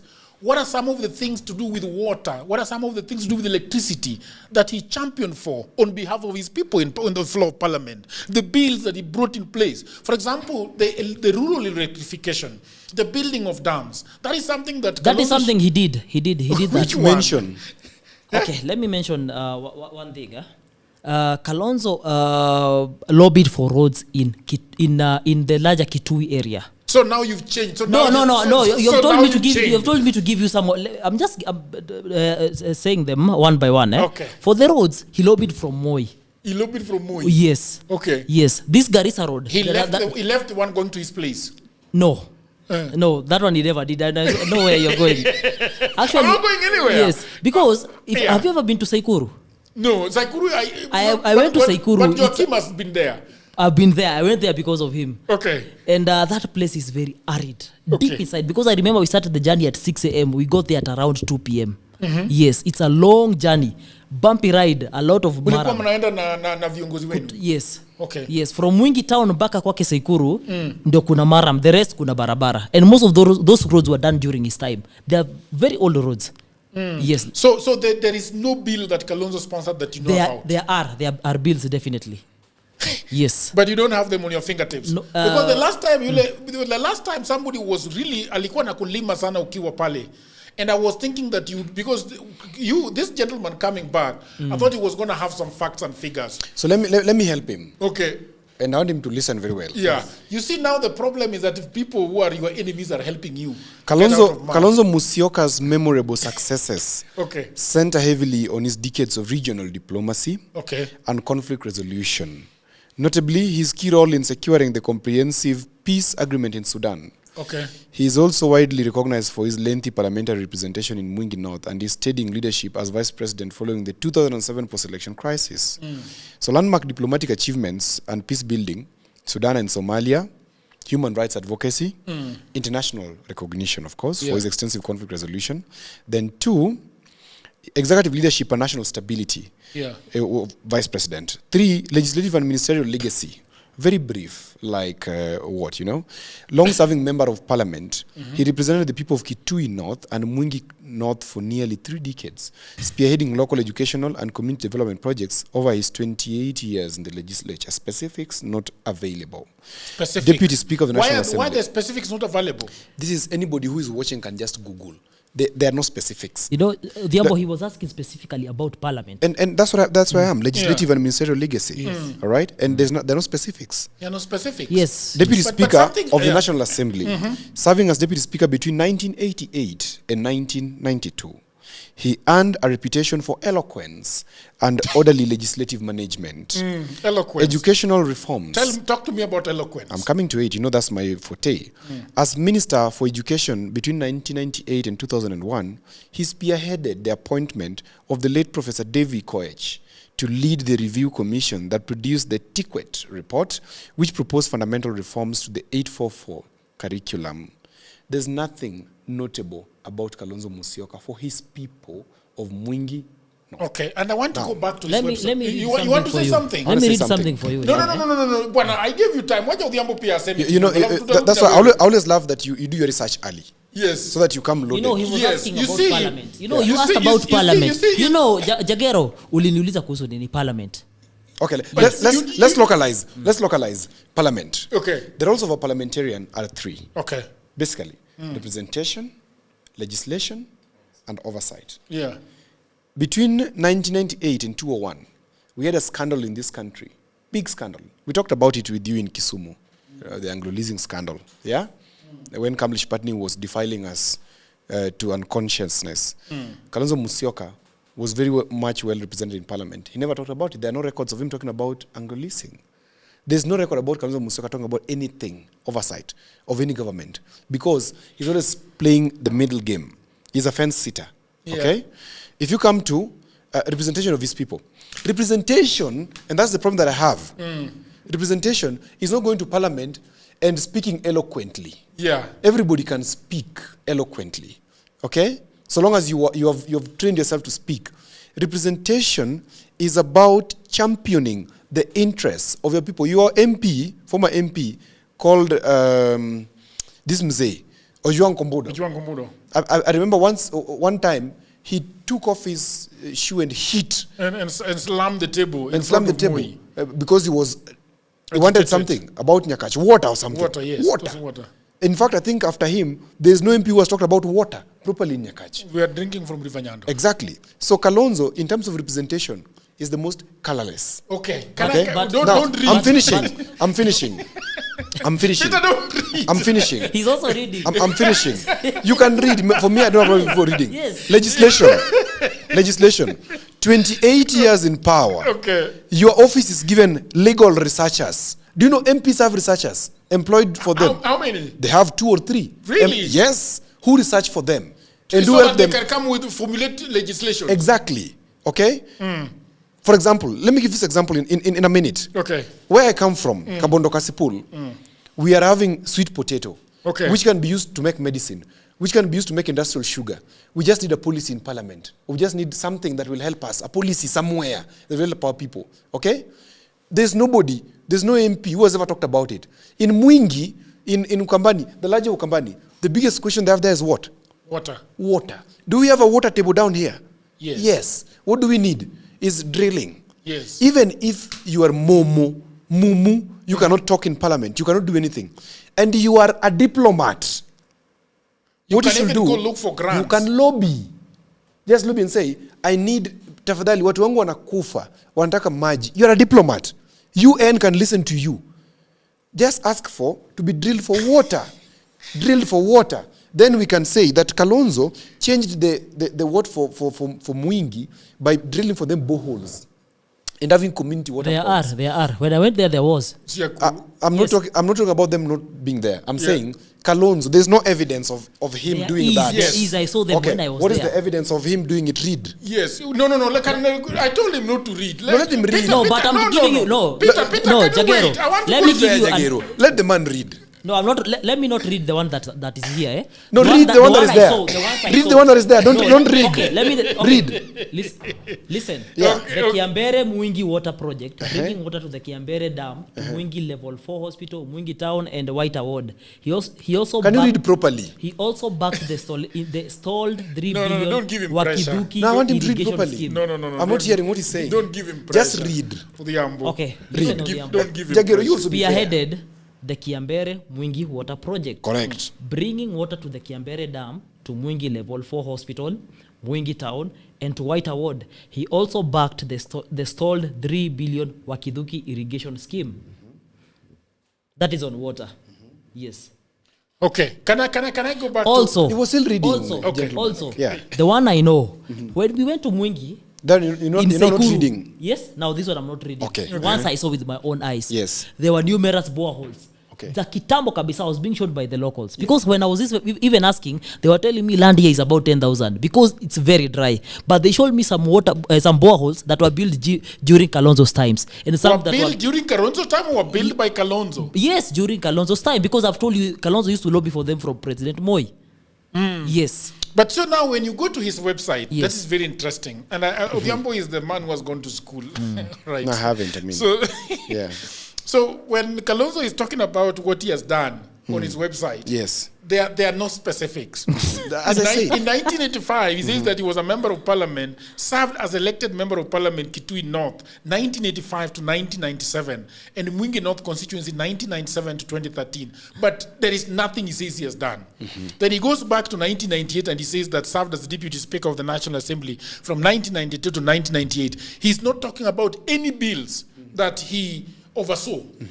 Taking place in parliament. He talks about being an organizing secretary in 1988, served as the organizing secretary, Kenya African National Union, which is KANU, 1988 to 2002. Again, he says nothing about that.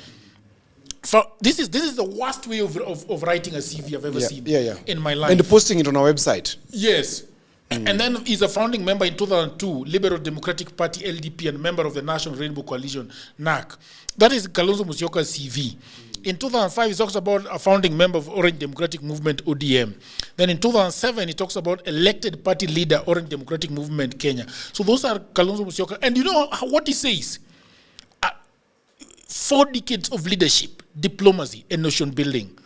Okay? But nothing specific. Kalonzo is better placed. In fact, the role that fits him best in their reorganization under the new formation is Minister for Foreign Affairs. He does well at that. It's guaranteed. We've seen it. The CV speaks for itself. He's a good diplomat. Yeah. That he can serve very well. In fact, I was saying, Jagero, that the only disappointment we have in this calculation, and to many Kenyans, I'm sure, who are watching us today, because we've talked about, in fact, there's nobody who is supporting Sifuna than myself. Because I saw a breath of fresh air. Like this guy actually, he's not too old. He's very young. He understands. He's not too far from the people. This Sifuna was employed by an advertising company. He knows the challenges of employees. This Sifuna came to Nairobi by road. He was not born here. He knows what happens to people who come to Nairobi via the road. This Sifuna is not somebody who is come from royalty. He's an outsider of legacy politicians. He knows what can be done. Sifuna is a disappointment. It's a disappointment because I said it before, and allow me to repeat.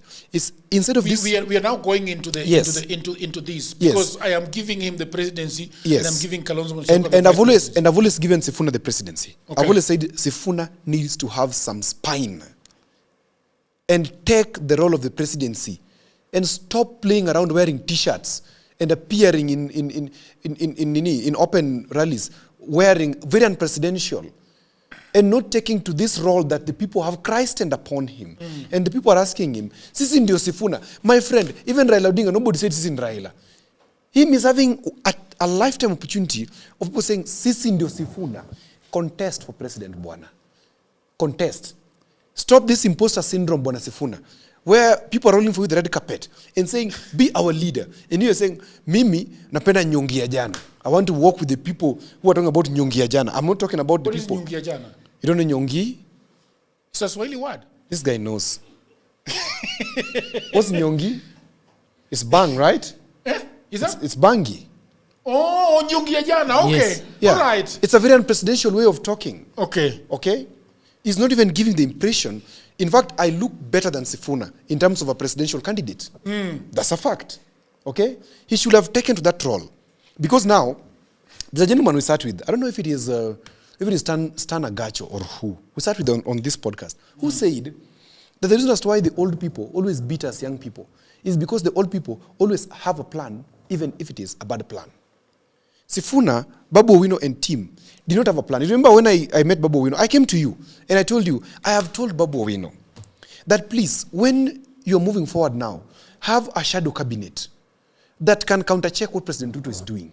When you stand to speak Babu Owino, do not just speak Tibim and Tiala. Babu, speak about another alternative budget. Speak about alternative solutions. Present them in parliament. We talked about these things here in this podcast. Did you see this was just do it the other day? Yes. Before this was just now came up and started running around the country. They were just sleeping. It is Sifuna and Babu who are going all over. Okay? And holding the imagination of the state, of the nation. Then all of a sudden, this was just came from nowhere. They said, oh, you know, vijana shida yao ni wanakuwa maji ya moto. Kidogo tu watatulia. And then this was just have stamina. They're going the long range. Sifuna for me is the disappointment of the youth. And that's why you can't tell me, nobody can convince me, that Kalonzo is a solution to our problems. There's nothing legacy to his name. He's never raised even $250,000 for his people in Mwingi. To establish even a library. There's one question. Just a minute. Just a minute. You're coming. He has never raised even $250,000 for a library in his community. He has, but zero. Now, stop. He has never done anything that is going to place Kamba significantly. Peter, I want to give you a note. When you come, when you are given an opportunity to appear on CNN namna hii. No, but kuna kitu amesema. You need to have your facts because you told me that you're coming. Don't really talk about Kalonzo, but now you came empty-handed. And no, it's not about empty-handed. Nani, Jagero, let me ask you. But can you tell me of any bill sponsored by an MP in the 80s and 90s? But now, what do you mean? But you see now, are you taking us for fools? For Kalonzo specifically. You know, I cannot go. The difference, Mr. Peter, is that all those MPs are not trying to be president. Yes. Yeah, that's the difference. But he has said we that can forget about every other MP, but we will not let you go because you are the one who wants to lead this country. You and your presidential candidate, Mr. Kalonzo Musyoka. Let me ask you, Odhiambo, do you have any legacy ya Ruto before he became DP? Yes, I do. You see now the problem. And I'm coming to it. First of all, Jagger has a question, but let me deal with you, Paul. Mr. Peter. Yeah. I have seen this countless times that when you guys are asked a question, you deflect. You deflect and say, how about the other one? No, but I've told you what Kalonzo has done. He's a president. He's a president. He's sitting. But your guy is not sitting, right? He's not sitting. Yeah, so that is the difference. So when Odhiambo is saying that there is nothing that Kalonzo has done, he should have heard it from you, right? But I've told you what Kalonzo has been doing when he was MP. You told me that there are Uliona. Lakini you are not telling us. I've also read for you some of the things that Kalonzo did. Can I ask you a question? Yeah. And is it frustrating to talk about Kalonzo Musyoka and the things he has done to the people of Kenya? Do you think it's a frustrating ordeal to be talking about it? And do you think that Kalonzo Musyoka should have done better so that all these questions do not arise and come at you guys the way they are? Do you think so? You know, of course, he could have done better, I believe, because there's always room for improvement. Okay. Even Raila could have done better. Yeah. Any leader could have done better. Because yes. Yeah. Because I have a feeling that Kalonzo Musyoka has put all of you in a very bad place, whereby wriggling yourself out of that place becomes so difficult. And it is not going away. Every time you're talking about Kalonzo Musyoka, they are just showing the 40 years of nothing. Or probably a well-dug using hand. I mean, it's tough, right? It's honestly not tough. It's not tough, because as I have outlined to you. Okay. You cannot tell me to show you that Sifuna has built roads in Nairobi because his work starts and stops at the floor of Parliament. Okay. So MPs back then had never had CDF. So you cannot tell me to show you any roads that maybe he built or by himself or maybe schools. But most of these things he lobbied. There's also things like, he also has the Kalonzo Musyoka Foundation. And I've told you, most of the things he did was scholarships. And one great example I've told you is the current speaker for Kitui County Assembly. You've said that name a lot of times, yes. But it's the only name. I cannot know all of them. You know, I'm not from Mukambani, but he's one of the notable people I know. If you gave me three, it would make sense. But since I know, coming to the podcast, I know only one. I only know one who is an MCA. Yes. What happened to him? What happened to the MCA? beneficiary. Kalonzo Jega took him to Musyoka school. Foundation. Oh, Yes, because one. you used to offer scholarships. I've taken 4 students to university, No. from secondary to university, and I've paid their school fees, Odhiambo, with no money. Tell us something. I was just giving one notable example who was reason to become the Kitui County Assembly Speaker. Kalonzo is lethargic. Kalonzo is colorless. However much you want to defend him, I know it's difficult, my brother, and my apologies. Sometimes we hold Kalonzo to account because you can't be, as a man, you can't be on top, then do nothing. Yeah, if you're on top, do something. If just even move your waist. I'm feeling bad for Peter. People Now- of the internet are telling me that I should not have brought you together with Peter. No, but No, of course. You know, if I value these young people, Jagero. Yeah. Because I'm also a young man. But this is how we build them. If you want to Put them, if you want them on articles. yeah, just treat them with as bare feet. just treat this as an academy. That because you're going to meet worse people than Odhiambo. Yeah. For me, I'm very fair. I'm a teacher. Yeah. I'm very fair. You're going to meet people who are going to abuse you. In this course of defending Kalonzo. You see, you know what Joachim told somebody that was coming from Nakuru?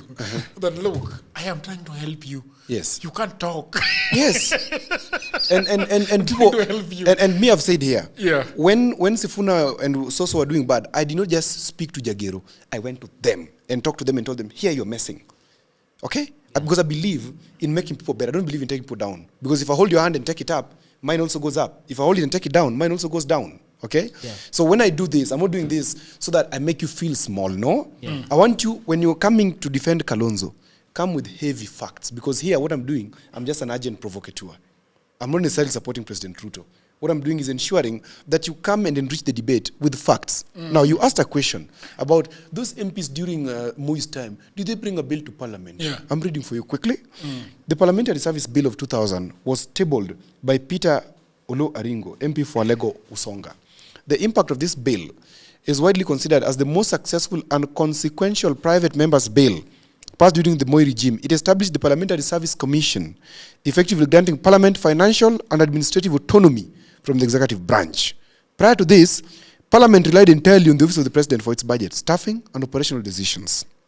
Sawa? Number 2, the Central Bank of Kenya Amendment Bill of 2000. They don't the bill. I've talked about it, the induplam rule, on this table. Okay? That has secured you, my brother. That today, if you take a loan, the financing institution cannot take an interest twice or pass twice of what they should be taking.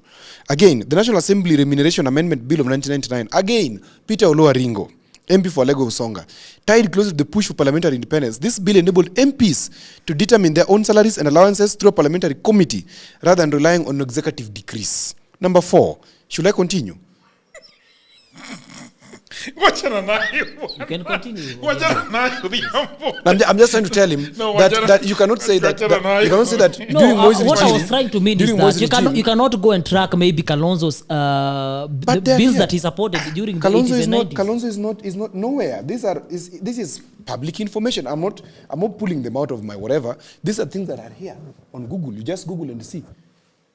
You asked another question because I'm a very honest person. What did Ruto do before he came to be with the president? Something notable about him. Correct. I will tell you. And I can also tell you for Sifuna. I can tell you for any of them because they are in Google. You just Google. There's nothing strange. Now, during Ruto's term as an MP, there's nothing significant in terms of bills that he brought to the floor of Parliament. Nothing significant. Yes. In fact, by any case, I've always said, Ruto was part of the regime. The regime there was Moi that was doing very bad things to the people. Okay? But along the way, Ruto met Jesus. Okay? And when he was especially Minister for Agriculture, between 2008 and 2010, Ruto did the following. The thing that you see Ruto talking about lately, this fertilizer subsidy program, it did not start yesterday. It started when he was Minister for Agriculture. Ruto set up a major system to give cheap fertilizer to farmers. This program aimed to lower the cost of growing food, especially maize. He brought this same policy back later when he became president. Number 2, reviving parastatals and irrigation.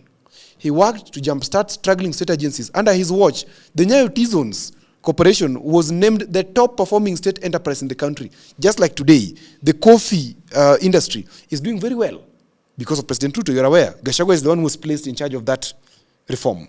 You're aware. And they push out the cartels, and Kofi is earning very good. Cash crop reforms. Should I continue? If you come to Minister for Higher Education, between 2010 and 2011, it is this route, this one, that placed a special focus. Wait, Jagiro, stop being agitated. The evidence is too much. It's enough. He improved the focus on TVETs and science. He started a push to value technical skills just as much as university degrees. Today, 53% of TVET enrollments in this country are degree holders. Why is that happening? It is because this fellow, President Ruto, showed by demonstration that we should focus on skill and not on theory. As Minister for Higher Education, which was a demotion from Ministry of Agriculture, stricter university rules, he pushed for tighter controls on university quality and how public universities use their funds. So later on, as he became president, you live there, Bwana. There are too many. Are you tired? You leave. When he became president, again, I don't want to he hear. focused on helping universities which were technically insolvent to regain their financial independence through this funding model, which of course has challenges. But universities today will tell you they earn better than they were back then. Okay? We can go on and on. Okay. And on. Anyway, Evidence kwa kalatas. Let me ask you, what do you think of Sifuna as president and Kalonzo as deputy? What are the numbers? As I said again, there are parents who misuse their children, even if they see that their children have the potential to do better. They feel because they are parents and their age is advanced, they want them to be respected because of their age, even if they've done nothing in their lifetime. And that is what Kalonzo is trying to tell Sifuna. And I've always said, Sifuna, be like Babu. Your mentor is just around you. Be like Babu. These old people have nothing to tell us. Sifuna should take the city. He's too afraid. I don't know why. I don't know why. Everybody will agree with me on this one. But tell me about his presidency and Kalonzo's deputy. How does that work? The numbers? First of all, it cannot work. Really? They don't have the numbers. Can I tell you, in this country, and I'm sorry to say this, okay, the most democratic community in this country is the Luya people. It is in Luya land where there is no homogeneity of voting. And that democracy works in their disadvantage. The Luya people, it's time they listen. Jagir, I've said here, and I don't mean abuses to Luya people, because my wife is Luya. I've said it here. If you do a random sampling of watchmen in Nairobi, in Kisumu, in Mombasa, and house girls, I'm sorry to say, majority of them are Luyas. Okay? It is these Luyas, because of the democracy, that they're not able to marshal their numbers and talk in one voice so that they can get anything meaningful. So Sifuna contesting as president, he's going to come with the numbers from where? Do you think Mudavadi can support Sifuna? No. Do you think Otichilo can support Sifuna? Do you think Otuoma? Not support him? I'm just asking you, you just answer me. Do you think Otuoma can support Sifuna? I know they are with Ruto. Do you think Wetangula can support Sifuna? Even if he knows so well that actually Sifuna can be the president, do you think they can support him? No. Do you know why? Because they come from the old order. They can't allow Sifuna to be anybody because they think Sifuna is nonsensical, is an irritant, is a newcomer, haelewi game ile rules ya kukula. Unaelewa? So, a ticket between Sifuna and Kalonzo is only as effective as a revolution is possible. Without a revolution, this is a pipe dream. But I thought Sifuna is leaning on the revolution of 2024. How is it going so far? Tell me about it. Peter should. The revolution aborted, right? Peter should tell us about the revolution of 2024. It aborted, right? Honestly, I don't think Sifuna is going to be riding on that revolution. Why? Because number one, personally, actually, the ticket that I support, if I look at the ticket ya Kalonzo and Sifuna, personally, I don't support it. Because Sifuna, to me, hasn't shown me that he has got a constituency that supports him. Either a tribe or maybe people are saying Gen Zs, but I do not really siamini sana Gen Z so much. I do not really depend so much on them. I thought you were Gen Z. Yes, I am, but I don't really think they'll vote for him to the number. Okay. Yes. I'd rather vouch for a Kalonzo Matiang'i ticket. Kalonzo Matiang'i ticket? Yes. I just have an update. Okay. This is the son of David Koech. I don't know where he has gotten my number. Okay. He sent a message to me, and I will read. As MP, Kalonzo was also Minister for Education. David Koech was my father. but he never ensured it was implemented. That thing that I was saying, that Kalonzo ensured that David Koech was appointed as junior. This is the son of David Koech. He's written KK. He's saying he has mentioned the Koech report in his last 2 exclusive interviews, but the facts he has given are wrong. So even the person who he helped, quote unquote, the children are saying no, it is false. He didn't help them. The success of Kalonzo. My apologies. I was just trying to share this. Come again. So much too, bro. But why are you making this show look like we are setting Kalonzo up? No, we're not setting him up. I just saw him. You're not reading. Just read peacefully. Yeah. It's painful, but so much too. That is the son of David Koech. Who is David Koech? David Koech. You don't know David Koech. Where do you live? No. But for the people, don't be dumb. I mean. Hides. David Koech, of course, was an MP. He was one of those people who led, quote unquote, review of the 844 system. He did a very good report, but that report was never implemented. And Kalonzo then was the Minister for Education. Nothing happened. Okay, this is the son. Si umeona? Mimi si mtu ya propaganda. But we cannot never really texted say this it's guy. facts. I don't know him. Because we are not sure about it. Yeah. It's called Kigen Koech. But also talking about helping one person in 40 years is a bit dubious, is it not?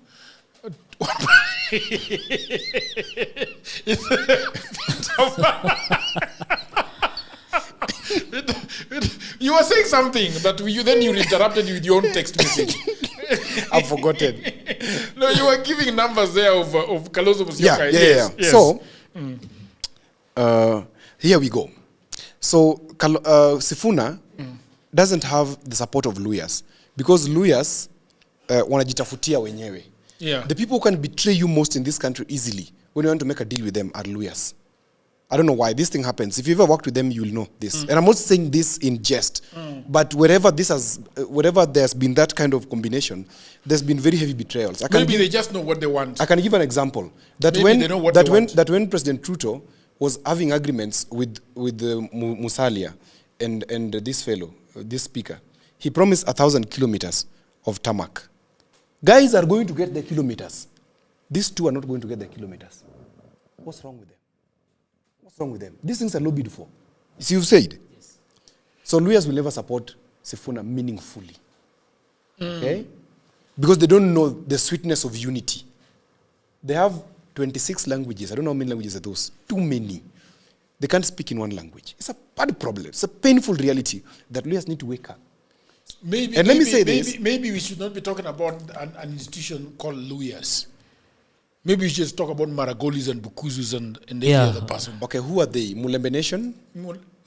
Okay, yeah. I'm just thinking aloud. And Maragolis are not lawyers. Maragolis are kisses. Maragolis are kisses. Yeah, if you study properly. Sometimes I say things that look obnoxious, but it's because I've read them. Maragolis are kisses. They are remnants of kisses who remained up because they were part of Kisumu. Kisses originally occupied Kisumu. Then when the Luos came in, they pushed away the Kisses, remnants walibaki Maragoli. Then a strip remained up to Moroni called the Sido clan. I've talked about this before. But it's so interesting that Luos had to push because they were looking for fish or what? Because if you go to Kisii, it is the best place to be. Yeah, Luos are just look at Nyakaj. Luos are just naturally where they were kicking out. Look at Nyakaj. What is that? What were they fighting around? A few fish along the river? You can tell us what was going on there, by the way. Nothing. Umiri and because you could have come to Kabondo, you would have, No, but I don't like Rabuon. Yeah. Gives me nausea. What is it called? But only if you eat it cold. Eat it hot. The ones that we eat at Crafty Chameleon, why do they never give you line? These ones are also sweet potato. So you also know that Rabuon gives you line? Yes, if you eat the cold one. Eat the hot one. Yeah, eat it hot. Okay. Anyway, so Kalonzo comes with 1.4 million votes from Ukambani. Let's say Sifuna has the whole of Luya Nation. Okay. The whole of it, which is near an impossibility. There are about 4 million people, okay? That is 5.4 million. Okay? Sifuna and Kalonzo. Give him a few Gen Zs, 1 million. Gen Zs are a moving target. A moving target? What does that mean? You can't... We'll work up a moja. Because Alionya told me that Gen Zs are more tribalistic than the millennials. Oh, is that so? She told me yes. I'm learning of that now. But also in campus politics, they're also very tribal. Yes. Are they? Yes. That's what But they're saying that leaderless, they're tribeless. No. That's news to But me. aside, people have gone back to their kakunzes, tribalism, back to their leaders, watu wa Kalonzo wameenda kwa Kalonzo, watu wa Musalia, back to Musalia, all that motivated by tribalism. Oh, is and that that is so? what I was also telling That's some guys. I was telling some guys, I cannot Alena told me really, it is worse. siwezi aminia hii vote ya Gen Zs. I cannot at all, because I've gone to the campaigns, by the way, and I noted women and those people in Ushago are the people who turn out to vote. I was in the by-elections in Momboni North in last year in November, and I can tell you for a fact, most of the people who voted are women and those young, old mzes in Ushago. But for the young people, they never voted. That is why I really find this ticket, ya Kalonzo, Sifuna, this Sifuna ticket might not deliver for us, but Matiang'i can deliver for us. Yes, because he has got a whole community behind him. Who is better between Matiang'i and Kalonzo?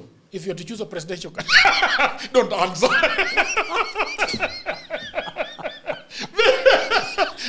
My goodness. You are giving me some raw numbers. Go ahead. Yes. I was giving you raw numbers. There's somebody who has sent me something again. These guys like sending good stuff. Propaganda. Not propaganda. Most of that is propaganda. No, it's not. Why are you preempting? This guy has said. Okay. Ask that. I don't like the way he said kijana. I believe everybody is of age. Kijana, I'm still a kijana. Ask the gentleman about Kambas eating dogs. I will explain to you so that you can understand that man. Then he goes ahead to send me an audio. I've not audited this audio. I'm sending her to listen. If it is playable, it is playable. If it is not playable, because you also respect ethics, we will not play it. But I want you to listen to it. Then this feedback from Kambas. This is a Kamba. The Kamba. But you know, he's saying that people in Ukambani used to eat dogs. Did he tell you that he's a Kamba? Yes, it's a Kamba. He told me I'm a Kamba. Here. Okay. He just given me his initials as JM. Well, it could be that he's a Kamba or not. Can I see what he has said? Ask Kijana. Don't play the audio, please. I'm not playing the audio. I'm respectful. No, I'm asking. I'm telling people don't play the audio. It could be really bad. Yeah, but we want to respect it. So I'm sending you the audio to listen to it. Go ahead with him as I send the audio, please. No, that is not true. That's not true. Bana, that's disgusting, bana. Eating dogs. That is tarnishing. What is wrong with dogs? You name to a tutam, I'm very sure. What is wrong? Of course. What is wrong with dogs? Do you eat dogs? No, I don't have a problem with dogs, by the way. Are they supposed to be eaten? You know, yeah, but they eat them in China. You know, when you mention a dog, you know, a dog is associated with a lack of food, dignity. You know, when I tell you someone, the Kamba people were hungry, so hungry that they were killing their own dogs. To eat. Is that true? But how can I know? So the person is not factual. No, but how can I know that the Kambas are not eating dogs? That is not true. Let that end there. It's not true. It is not true. It is not true. But you don't come from. I'm not from Ukambani. But no one from Ukambani has ever told me they ate dogs. Have you listened? I just sent you. Please listen to it. There we go. Listen and if but if we might not we don't. No, if it is playable, Jagero, this show. Let us make it participatory. Yes. Okay. If the audience is contributing and it is within the ethics, let's do it. Don't be afraid. Don't be shy. Right? You gotta play it. She says her name is Janet. She's from Ikuta. I don't know where Ikuta is. Ikuta. Yeah. Ikuta. I think it must be that side. You're giving me the numbers. So give me the numbers. All right. So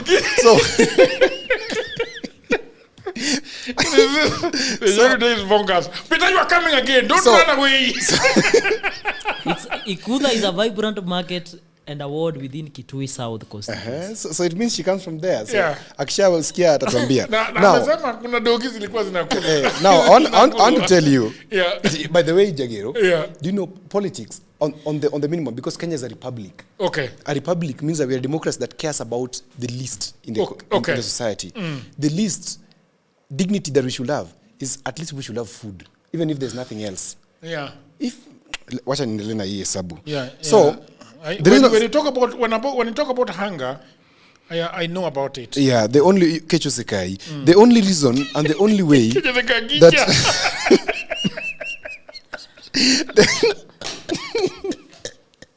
okay, go ahead. The only way, stop jokes. The only way that Kalonzo, I see a sure way of him becoming president is, of course, when Gachagua, and not Sifuna, get Sifuna out of that thing. Sifuna will only be president if there's a revolution. Without a revolution, Sifuna will never see presidency. Okay? And revolutions are only happening once in a lifetime. After that, there's no repeat.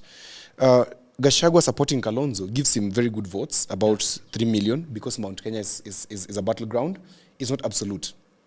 It's a battleground. Mount Kenya East is a battleground. No, Mount Kenya East, Mount Kenya as a whole is a battleground. No. With okay, but give them. No, but not yet. Not yet. Okay. So Gachagua comes with about 3 million, right?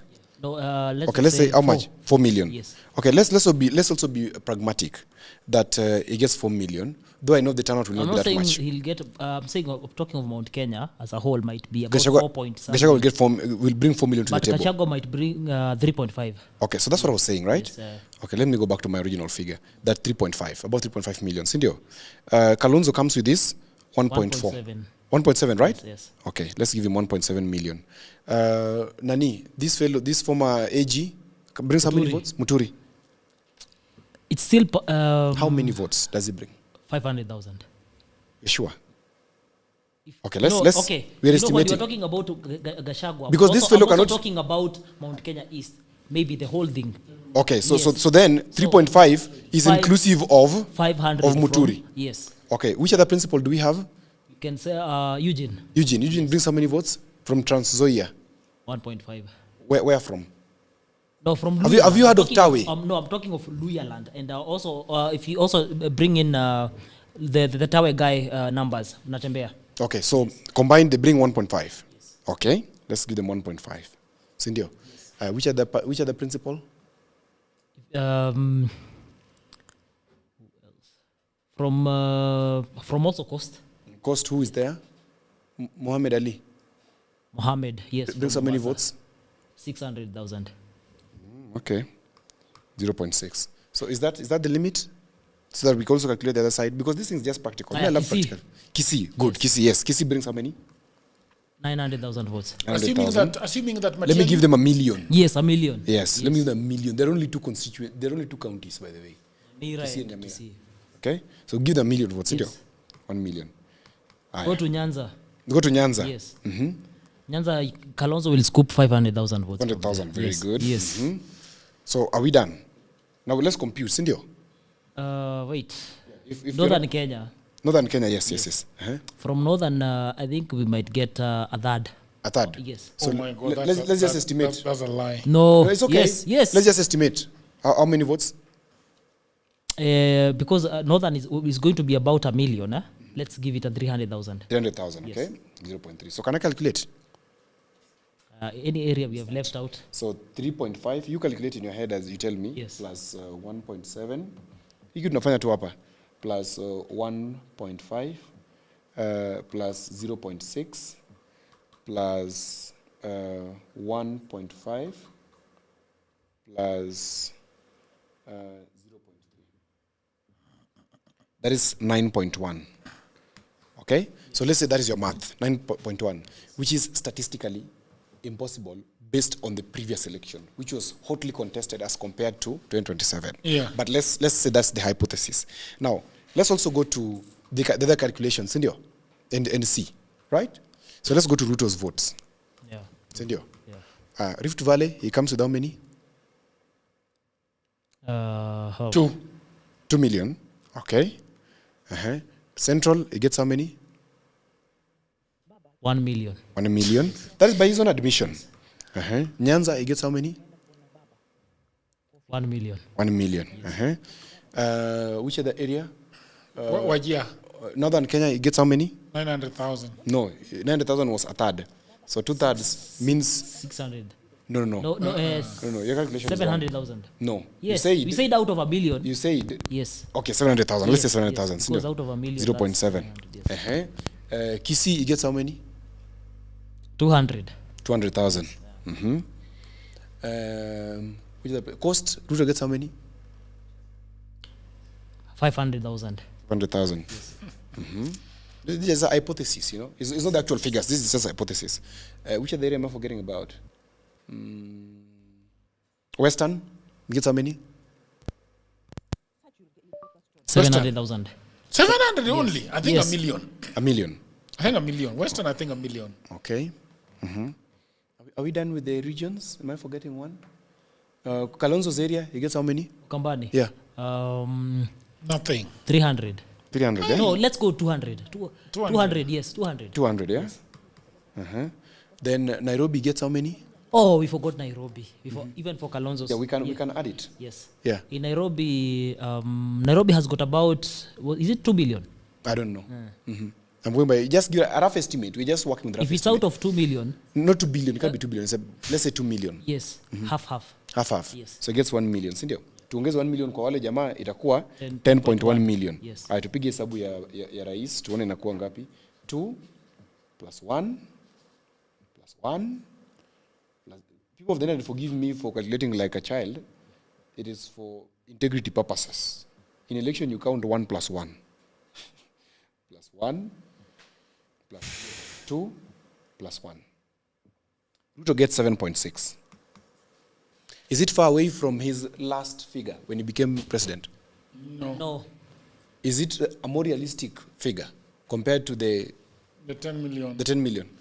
Peter, would you say it is a realistic figure? They are both realistic. 10 million both realistic. has never happened in this country. In this country? Because we are also taking we have into never regard. even, No, have we we also even done 8? No. We have never even done Not 8. even 8. Yes, Uhuru had 8 point something. Leave alone Which one? The one that was thrown out? Leave alone the second. You know, Uhuru's the second election was just bullshit. No, All but of us it's know. on record. He had more than 8. Okay, so Okay, yes, yes, we had more yes, than 8. So we've never arrived at 10. So it's not realistic, right? It's realistic. I think it's realistic. It's Taking realistic. into account Okay. the Gen Z effect. So let's go further. Yes. What is the object of aggression? Like, what makes people betray President Ruto? Haya, number one. Because that is what will make people turn up to vote. Okay. Number one is loss of lives during maandamanos and general police brutality. Okay, police brutality. Cost of living. Cost of This living. I mean fuel. Look at fuel. Which is cost of goods and services. Yes. Thirdly, we can also talk about this Ebola issue. Will also take into effect next year because we are about maybe an year and some few months to election. Okay. We can also add what else? I think mostly those three. So main issues why people will betray Ruto is loss of lives and police brutality. Yes. Ebola issue, and then cost of living. And on the loss of lives, you can also add maybe the rule of law. What happens to the rule of law? The rule of law. What has it disregarded? Maybe you can talk of court orders like the one for Ebola that maybe he because he has acted not in accordance with what the law instructed in terms of. Is there any update that you've received today about the court order? Not yet. Do you know that they have actually submitted and stopped the construction of the Ebola centers? Have they? Yes, they have. Just Google. It's on Google. Go, yes, we can go with the 3 then. Anyway, yes. so 3. So let's say Ebola is a passing issue, Yes. because I'm sure, from what I see, unless it happens, from what I see, maybe it won't. But if it happens, it will be a catastrophe. That I agree with you. If Ebola, Because that issue, there will be a very sure. catastrophe. Yes, On that one, we agree 100%. On that one, even me, on Ebola, no. Okay? Yes. But already they've complied. Human rights, the abductions and all that, I think also falls on the first Human page. rights, India. Yes, Okay. What will make people want not to vote Kalonzo, Gachagua, Sifuna team? By your own What will admission. People not want to vote Kalonzo, Gachagua team. We were looking at what will make people not vote for Ruto. We have not come to what will make people vote for him, okay? So let's talk about what will make people not vote for your team. One? maybe allegations of what I think and what I've seen. That's your phone. No. The people have started calling. Oh, they want to talk. Sorry. I can talk of maybe the allegations by Ruto of Gachagua being a tribalist. Tribalism will deny. Yes, Okay. tribalism. Secondly, we can talk of maybe track record. There's no track record by your own admission. Jacob, these are not my So I'm ones, talking of into account of on what Ruto has been saying. Yes. If that is what he'll be selling to the people. Yes. I'm in agreement with you. I'm not refusing. I'm just saying whatever you're saying. Yes, and thirdly, I can talk of yes, mostly those two. Most of those two. Yes. Tribalism and track record. Yes. Okay. Because I'm looking at what Ruto has been saying. Okay, so now, before we go to the calls, what will make people vote for your team? What will make people vote for our team? Yeah. Number one, sympathy votes. The sympathy votes. Sympathy votes. Yes. Very good. Yes. Secondly, track record as well. Oh. Yes. Which track record is this? Because on one side you said track record is a question. Right. I'm not just going to write. Yes, yeah. I'm not just going to write. We quantify. You just write. Yes. We quantify. Yeah. Track record. Yes. Well, it can be positive, we but can it can say be. that Kalonzo. Yes, people will speak of Kalonzo was during Kalonzo Kibaki's time, and he'll be associated, of course, which is true, with Kibaki's success. Yes.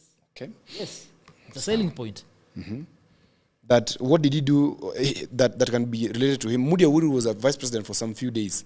Mudia Uhuru, after the death of Kijana Wamalwa, if there's nothing we remember about him, we remember the moody buses in prison. We remember about the better living conditions in prisons. Is there anything you can point one of these people of yours doing that is beneficial in terms of track record to the people? Just one. I've told you of Kalonzo, yeah? Yes. You said Kalonzo track record. Yes. And I'm asking what? Just one. One thing that is done for the people of Kenya. You know, we are looking at selling points here. Yeah, that's what I'm saying. I'm just asking. What is this one thing that he has done, Kalonzo, for the people of Kenya? For the people of Kenya, we can also say he also served as vice president, and during that time... You're not answering my question.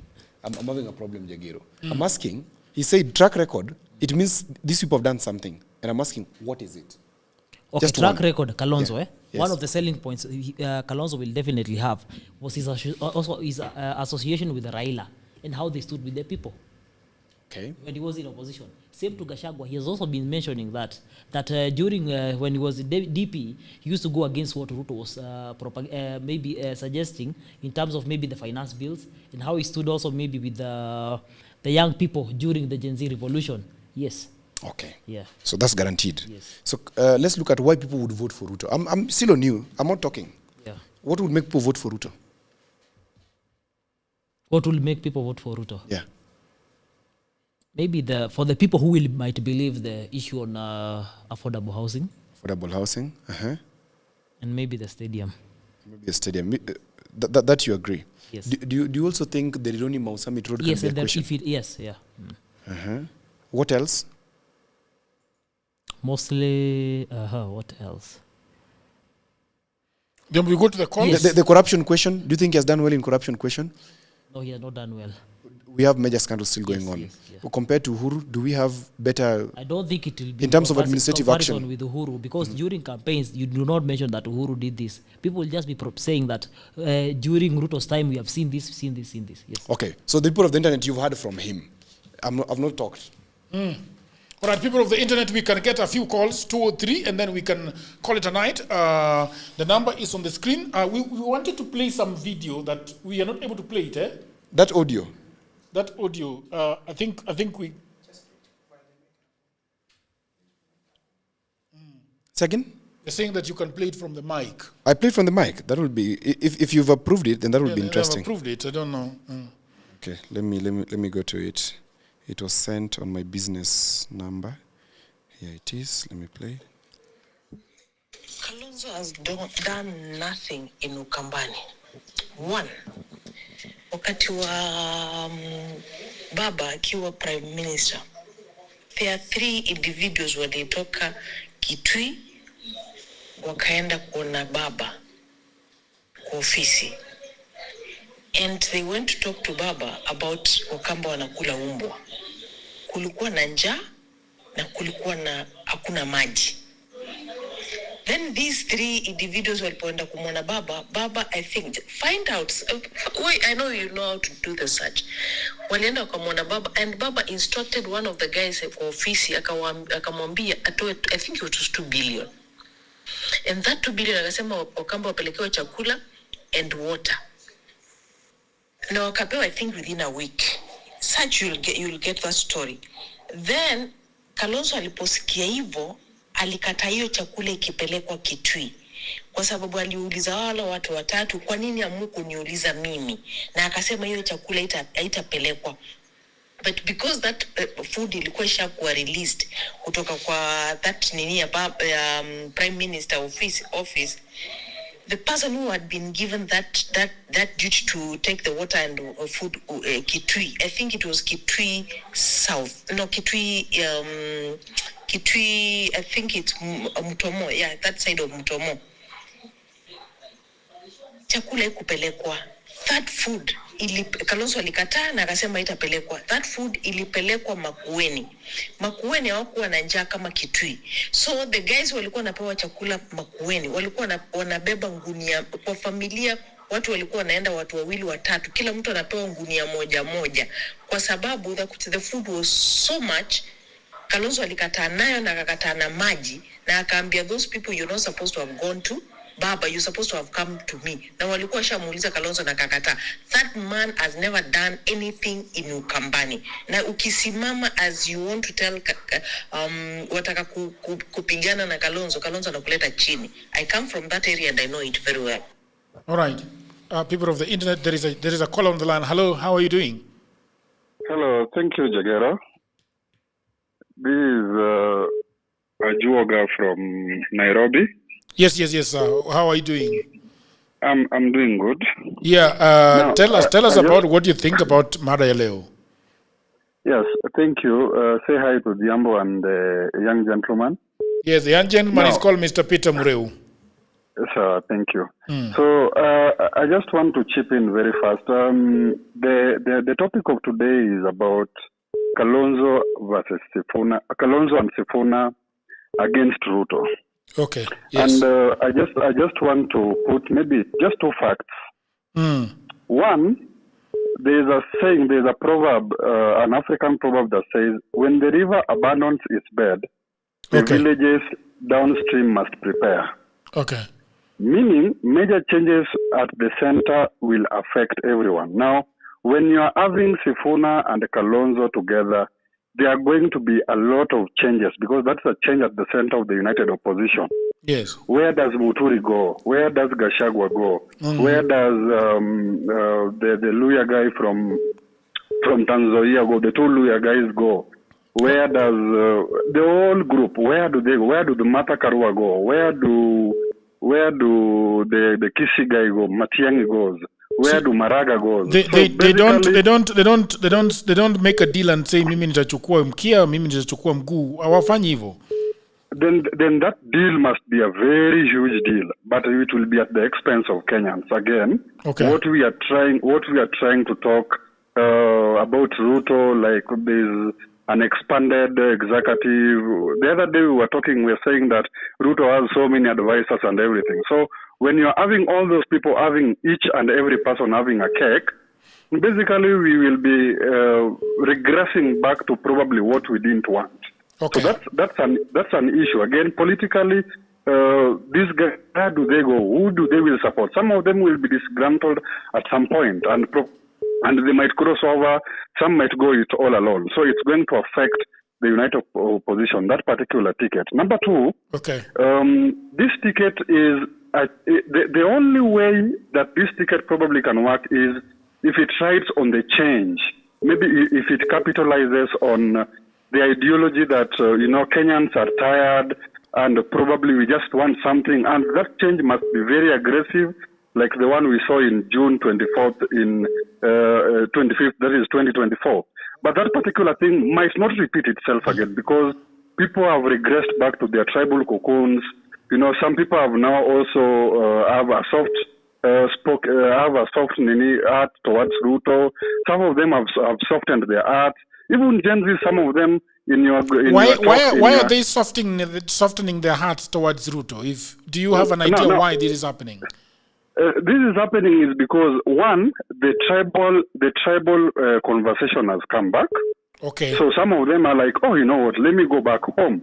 Number two, there are things that were not there in 2024 that are there right now. So a youth that is coming from Western Kenya and has realized that there's a major highway that has come up. And what happened when that major highway was being talked about, there were some Kikuyus that were saying, you know what, it's now bad, it's now, you know what, and that particular thing made some Gen Zs from those other sides said, oh, so these people do not want this thing when it comes to this other side, but they want it on the other side. So that again softened the hearts of some of the individuals. All right. Again, why I think probably beating Ruto might be a bit difficult with that ticket is because number one, Ruto has a political structure in place.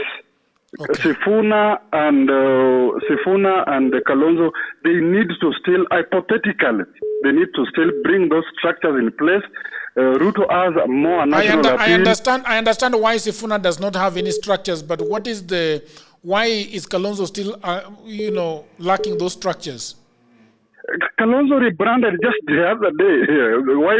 Why did he rebrand the other day? It is rebranding because Wiper itself did not have an appeal. It rebranded and there was no. It's like now saying if they would have come together and brought up a political party that encompassed all of them, it would have made sense. But getting Wiper and rebranding it from a Wiper front to a Wiper, I don't know what it's called now. I don't think it made sense and changing the colors. It's the same thing. And probably. All right. And lastly. Yes, in finishing, because there are many people coming. In finishing, the numbers do not match. Odhiambo and the Peter has done some numbers there, but they do not match. Kalonzo with the Kamba vote only 1.5 cannot give him the presidency. Sifuna does not have a particular group of people that he can bank on. Thank you, Jagero. Okay, thank you. Thank you very much. Oh, that was long. There are lots of people that are calling, my brother. Lots and lots of people. Hello, good morning, good evening. How are you doing? What is your name and where are you calling us from? Hello? Yes, we can hear you. What is your name and where are you calling us from? Yes, sir. We can hear you. Sir. Yes, so. Okay.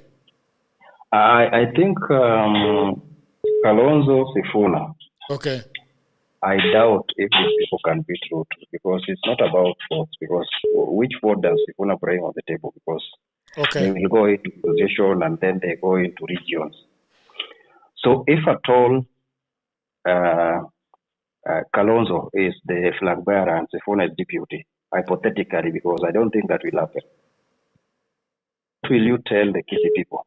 Okay. If Matiang'i is not on board? Because the argument is, if these people are there, it means the Mulima people is given a share. Okay. So you are telling other people that you must go where you have a share. Okay. So, and the road to presidency for Ruto is the small tribes. You remember these people, they never voted for the position. They always vote for the incumbent. Okay. So collectively, if you go around the country, you realize that it is only the government that has the capacity to muscle all the small group because there is hope. Okay. Yes, these people may not entice them because there is nothing that Kalonzo will show them.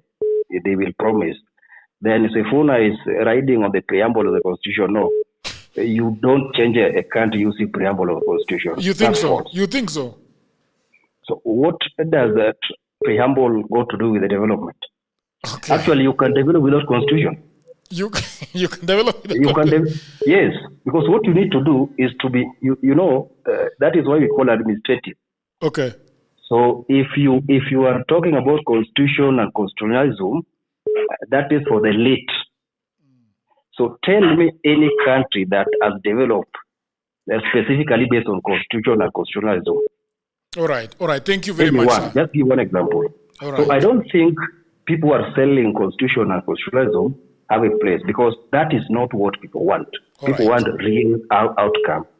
So thank you very much. They are going to be right instead of effective.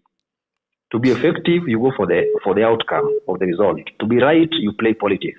Thank you. And therefore, in the end, we need an effective leader, not right leader. All right, hello? Hello? Hello, Jagero. Yes, how are you doing? What's your name and where are you calling us from, my brother? Yes, My name is Kim. I'm calling from Nakuru. All right. How is Nakuru? Is it as cold as Nairobi? No, it's still sunny with baridi kidogo ya mvua inakuja. Yeah. You like Sifuna a lot? Kalonzo Musyoka? Yes. I'll be very objective. First of all, I appreciate the show. Okay. We really add value from it. But this week, I think there are two people who you brought who are not very good. Okay. I think Alionya and the other guy who was yesterday were not very objective. Because they were very biased for the two-term brigade. Now, for the question of today. Yeah, I think that it is important to give all Kenyans an opportunity to be on these platforms. You see, even right now we have had 300 missed calls, and you're one of the people whose calls have gone through. So it's important to give people these platforms. They wanaweza dunda, but it is the platform is theirs, and some of these young men have to learn by being right in the heat of the moment. Yes. So okay, on the question of today about Sifuna and Kalonzo. Yeah. I think Sifuna does not have any constituency, even as a Gen Z. Sifuna yake ni vugu. So he does not have a proven constituency. So it's still a question of doubt. For Kalonzo, I think he has no track record, even if he was there before. So for the ticket might be very attractive, but on the numbers and on the actual sense, they really don't have what it takes to take it all the way. All right. Thank you very much. Yes. Thank you very much. I also want to... Watu wako wengi. Dude. Hello, good evening. What's your name and where are you calling us from? Good evening, how are you? My name is Majestic Kula. I'm calling from Machakos. You're calling from Machakos? Okay, that's yes. Very interesting. Tell us what you think, brother. Just a quick one. Thank you for this opportunity. Yeah. One of the things I want to agree with Peter. Okay. Is the fact that Gen Z is very fluid, and like Mr. Ojambo said the same. Okay. We cannot push them. It's a moving target. I agree up to 100%. Okay. And therefore, my quick advice is Kalonzo and Sifuna as a subject of discussion tonight is to ask them to stop at first about one-term issue to the issue of asking the Gen Zs as a voting bloc to get a registration, to be registered members first. If we don't get that into the minds of this youth, I can tell you tomorrow they'll still go back to the tribal cocoons and they will still be beaten by Ruto. Number three is Kalonzo is a very weak candidate. You'd rather be known extremely as a good guy or a real bad guy. Okay. So I think he's still sitting the fence, and he thinks people will really spare him. I'll tell you, last general election we had the 2022, Raila the late Raila sat comfortably knowing that Uhuru and the government are actually on his case. But Ruto akapitia katikati and he was beaten. Okay. I can tell you what is waiting for the Ruto team. What is waiting for is actually to be given a candidate, and that candidate will be destroyed immediately is named. He has the government machinery, and he can do that. And lastly, Jagero, which is a very good topic tonight, is let's have the GNC people understand that the candidate that really nominate and say this is our candidate must be known now. And that candidate, if it's Sifuna, let Sifuna speak it now and be presidential material. Right. I thank you so much, team. All right. Kuna watu wengi. Hello, good evening. What's your name and where are you calling us from? My name is Kennedy. I'm calling from Nairobi. Okay. Yeah, my contribution is very simple. I think we need a generation change in Kenyan politics. Okay. So Sifuna represents the generation change that we require in this country. Second thing is that Kalonzo represents the old thing, the old thinking. So I think what we need to do is that I'm even surprised young men are talking about Ruto government coming back to power when we know very well that it is a generational change that we require. We just need a honest person, and Sifuna has proved he's a honest person. At least 75% or 80%. How much do you like Sifuna as the next president of this country? What is he going to do for you? It's not a bit of whether Sifuna is going to do anything for me. My problem is that Sifuna needs we just need a honest president. This is the problem in this country. Okay. That's all. We don't need anything else. I belong to the older generation, but I want a generation to change for the future of my children. All right. For the future of my grandchildren. So if we have a honest president, we have somewhere to go. It's not about what he'll do for me or what he'll do. Those things are out. We just need a generation change. Please. Okay. All right. Is how do they want to arrive at a generation change if the generation that should be bringing the change is already retreating back to tribal cocoons? And I've always said this Gen Z vote is a nice way to vote, but they're playing around with their power. Yeah. They're playing around with their power. Yeah. Hello. Hello. Yes. Good evening. How are you doing? What's your name and where are you calling us from? Fine, thank you. My name is Moses Omondi. Okay. Calling from Nairobi. All right. Which part of Nairobi? Nairobi seems to be a very big place these days. Okay. Embakasi is here. Embakasi, okay. Yeah, I like the young men in terms of the debate. Okay. And it's encouraging. Do you think they should keep coming and get paired by veterans like Odhiambo? Yeah, I like the fact that you're giving young people the opportunity. Yeah. Even people that call themselves experts started at a particular level. Okay. So please continue to give young people the opportunity. So I just wanted to say that in the discussions, it would be good for us to look at, and I think Odhiambo started to work on it, in terms of the characters of the candidates, what they bring on the table compared to the others. Yeah. I at one point I felt that there was some bias. So I think as we continue to have this kind of dialogue, it will be good for us to be objective, and I like the fact that you're trying to moderate the session. Thank you. Thank you very much. All right. Hello, what's your name and where are you calling us from? Hello, it's Agero. Yes, good evening. Yes, you're speaking to Odhiambo from Kakamega. Odhiambo, you are back. Say hi to Odhiambo and the guest. Want to buy you anything. This is the problem with some of these lures. I mean, you can't just. You didn't want to do. I mean, yeah. Odhiambo, what's wrong, Jagero? What have I done? You didn't buy me something. When you want to debate with Odhiambo, you approach with caution and you stay guided. Advise the guest. Okay, you've stayed guided. Okay, go ahead. What do you think about, you are in Kakamega, what are they saying about Sifuna? In Kakamega, actually, that guy is not, Sifuna is just there. Sifuna himself has not declared that he wants to run for president. Okay. Yes, so that makes it even difficult for people to know what is and for. The movement was good, but you cannot stay relevant in politics. So do you think that the people are, we are on our way to the ballot, but you're not speaking? Is that the feeling? Yeah, there is that feeling that what does it stand for? You cannot go to Thika, I am Sifuna. You cannot go to Kisumu, Mimi ndio Sifuna. Give us an agenda, talk about something.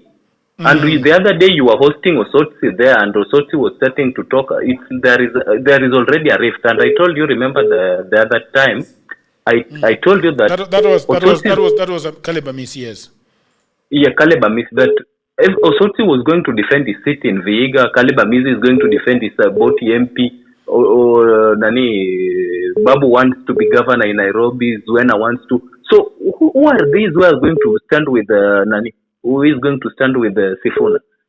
If they are going to stand as a team, everybody should shelve their should shelve their ambition, support this guy, and let them consolidate so that when the other team is approaching, it is the other team, Akina Wamunyoro, is approaching them, telling them that now we see what you stand for, we've known your manifesto, we agree on this, we disagree on this.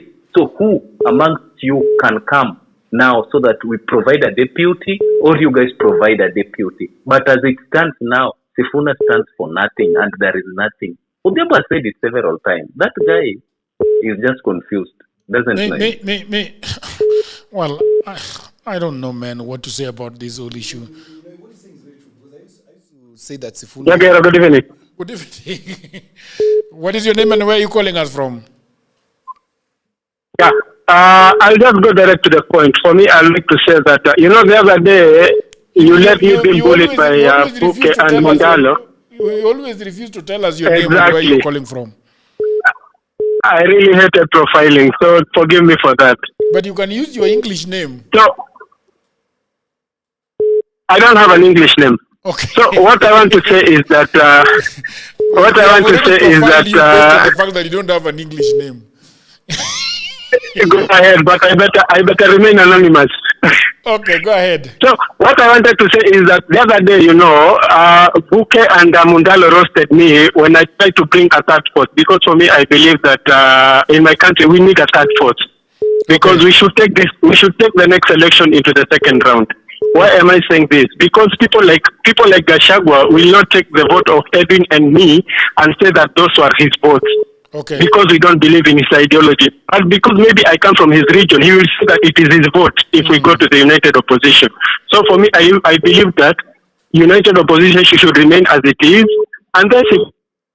Okay. On the side of the other side of Maraga and the other side, you understand? Right. And then when I said about the financing, you did not protect me, my friend. And Mundalo and Buke, they said that Kenya, they don't like funding the political party on that day. So for me, I say that maybe this guy, Sifuna, will bring in the issue of money. And instead of you protect me and say that Kenya, they don't finance politicians. So where do you want people like Maraga to get the money? You just kept quiet. And Buke ran away with that one. You get my point? Yes. We should go to the reality. They don't like funding the political parties, and they like to rely on handouts. You get my point? But no, you did. I felt very bad that you did not defend me on that one. I felt like you're a double speaker, my friend. Thank you so much. All right. No worries. No worries, my brother. Hello. Good evening. What's your name and where are you calling us from? This is Christina. Yes, go ahead. Jagero. Yes. Good evening. Hello, Jagero. Yeah, this is Chris Adams. Yeah. Yeah, we can hear you clearly. I'm not sure whether you are on loudspeaker. Yes. No. Okay, go ahead. Chris Adams. Yeah. Okay. Yes. I have got the following to say. Okay. Okay, I agree that the opposition is not organized. However. Okay. Kenyans don't elect politicians or leaders based on track records. Yes. And I want to challenge Odhiambo. Look at some of the leaders even around, beginning from Kisumu, Busia, and wherever the governors that we have and MPs. There is none that is being elected on track records. Kenyans vote on emotions. Okay. And therefore, because if it was track record, probably Raila could have been a president and could have retired a president. Okay. Because he had a very good track record in terms of democracy. Okay. Fighting for democracy. Number two, okay. The people who are going to be very dangerous to Ruto in case things do not change are the civil servants, the teachers, okay, people who are employed, the people especially who are losing a fraction of their salary because of the house levy, SHA, and these other things that people have been complaining about. Because Kenyans are going to vote emotionally. Like, for example, President Kibaki did not have any track record in terms of his performance. But he got that. How did he get it? Kenyans decided to vote emotionally because they wanted change in 2002. So should the opposition just come together and give Kenyans one candidate? There are people who are currently on the side of President Ruto who are going to cross to the other side. That one, take it from me. All right, at the end of the day, there are people there who are just there because they want to survive and get some money here and there. Okay. But if opposition can consolidate, Sifuna's group, all the other people, Maraga and everybody, they can come together and just give Kenyans one candidate. And they come up with a clear idea in terms of what they want to do to cut down some of the costs, some of the things that Kenyans are complaining about.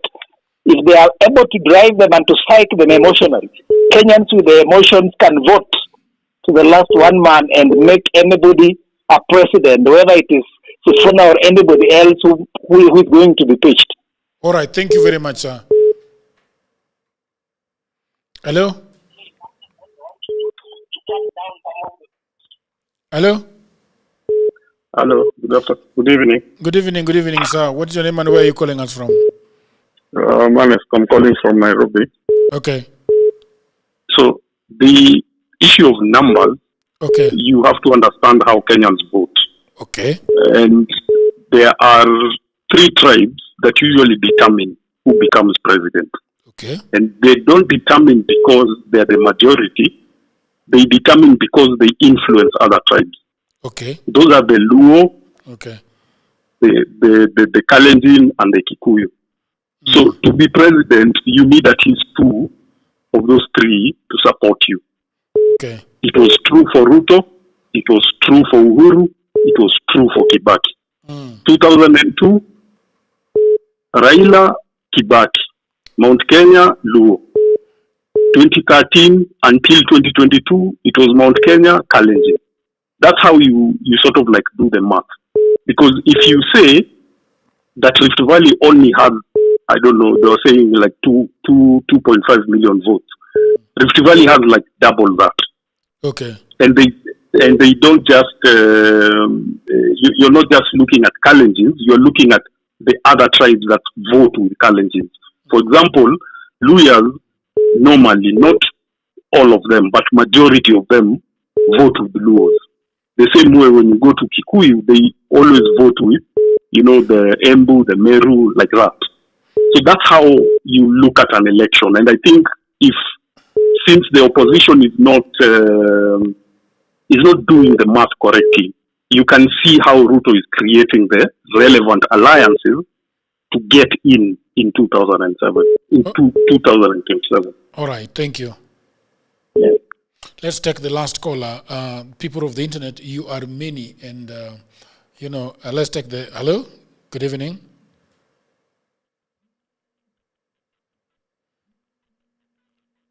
Let's take the last caller. Hello. Political headache. Yes. Jambo. Jambo sana ndugu, habari gani? Salama. Na I'm a registered voter in Kiambu County. Okay. And I'm voting for Ruto. Okay. So mkisema mlima imeenda yote, mimi nashindwa kwani ni kumlima gani? That's number one. Okay. Number two, the lineup you put up, Kalonzo and the other Sifuna, it's very good on paper. Very good on paper. On paper, but tukiingia for the reality for elections, okay. Politics is an emotional game. It needs an emotional appeal. Okay. Kalonzo lacks that. Okay. Besides the record for the 40 years, he has nothing to show for it. So he's out, Okay. As for Sifuna, Sifuna's been around for some time. He saw what happened to Peter Kenneth. Yeah. To the likes of Pius Muiru. Pius Muiru. Yeah, Muiru was at some point right for presidency. Okay. So if he's a good student, he needs some time to prepare himself for the big seat. But in the meantime, it's still very early for him. All right. Yeah, those are my views. Thank you very much. Yeah, asante sana. William, it has been amazing. Welcome to Nairobi, Mr. Peter. Let me say something. Yes, in finishing, finish. We never addressed this dog issue. This? Dog. The dog issue? Yes. Yeah. It has never been said in public, so I think that is propaganda, honestly. It is because propaganda. if it were true, even Ruto would have been propagating around it so many times. Using Ruto as a yardstick is a beautiful thing. No, because your enemies, generally his enemies. But are you saying the lady is lying? Yes, she's lying. She's lying. Yes. Okay. No worries. I think people will judge it by themselves. So I'll say this: we've listened to the callers. You can do your polling. You Kalonzo man. It makes sense. I've also listened. I'm not going to add anything. All right. People of the I want to thank you and I want to welcome you to Nairobi. Mr. Peter, it's always a pleasure having you here. Thank you so much. And please don't, next time you have to come again and again and again and again. I want to thank Howie and Frank who are on the deck today. I'm so happy to see Howie. Yeah, you're so happy to see Howie. Yeah, I'm so happy to see her too. Mr. John Tess was on TikTok and Peter was on the cameras. And, as usual, the lady Queen Vashti was doing research. And Atieno is giving us tea and doing all the hospitality. But the star of the show is always the people of the internet that are gathering around this fireplace and talking to us and listening to us. Thank you very much. If you're not subscribed, please do subscribe. Hit on that notification bell so that when we have another episode, you're the first person to be notified. Until another episode, bye for now. All right, people of the internet, I hope that you're enjoying this episode very much. And I just had a break to tell you about my new book. Everybody says that there is no job, and that is true. Also, that was me 10 years ago. The problem is that everybody is trying to get a job in their town, in their city, in their marketplace. They ask friends for jobs, mothers call uncles, uncles call brothers, but there are no jobs. Let me tell you what no one is telling you. Jobs migrated online. What I actually mean is there are many, many jobs around the world and there is no one to do them except you. I work for Americans myself. I work for Europeans. I work for the Chinese. I work for the Australians. I work for the Canadians. And so, because I have done so much for myself, I said to myself, you know what? I should compile what I've been doing for the last 15 years. So in 2024, I wrote a digital book called Goldmine 18 Hustles for Africans. And then in 2025, AI came. People say AI is taking away our jobs. And for me, I'm going to say false. There are actually AI jobs. Jobs are not being taken by AI, but there are new jobs online that are there because of AI. Now, mimi ni nani? I created more jobs. And for now, in my new book, we have 25 online and offline jobs that you can leverage on if you do not have a job.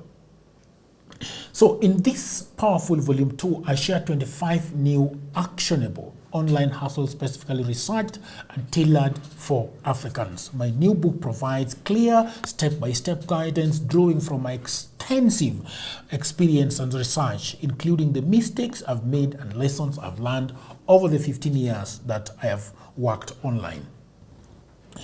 So, what can you do online? You can become an executive assistant for busy folks in Europe, America, Canada, and get paid for tasks like watching videos and taking online surveys. Okay? You can build a lot of things. Build a business as a virtual assistant, start an e-commerce shop without capital, be an affiliate marketer, or you can also become actually an English tutor and tens of AI jobs. If you have a job, that is fine. But I also know that you can buy this book for that brother, for that sister, for that mother, for that cousin, for that husband who is watching Netflix all day at home. Buy it for your friend who is always asking for cash. You know that friend. Now, all the information is on the description below. You can also inbox me, you can WhatsApp me, or go to my website, which is odworjigero.co.ke.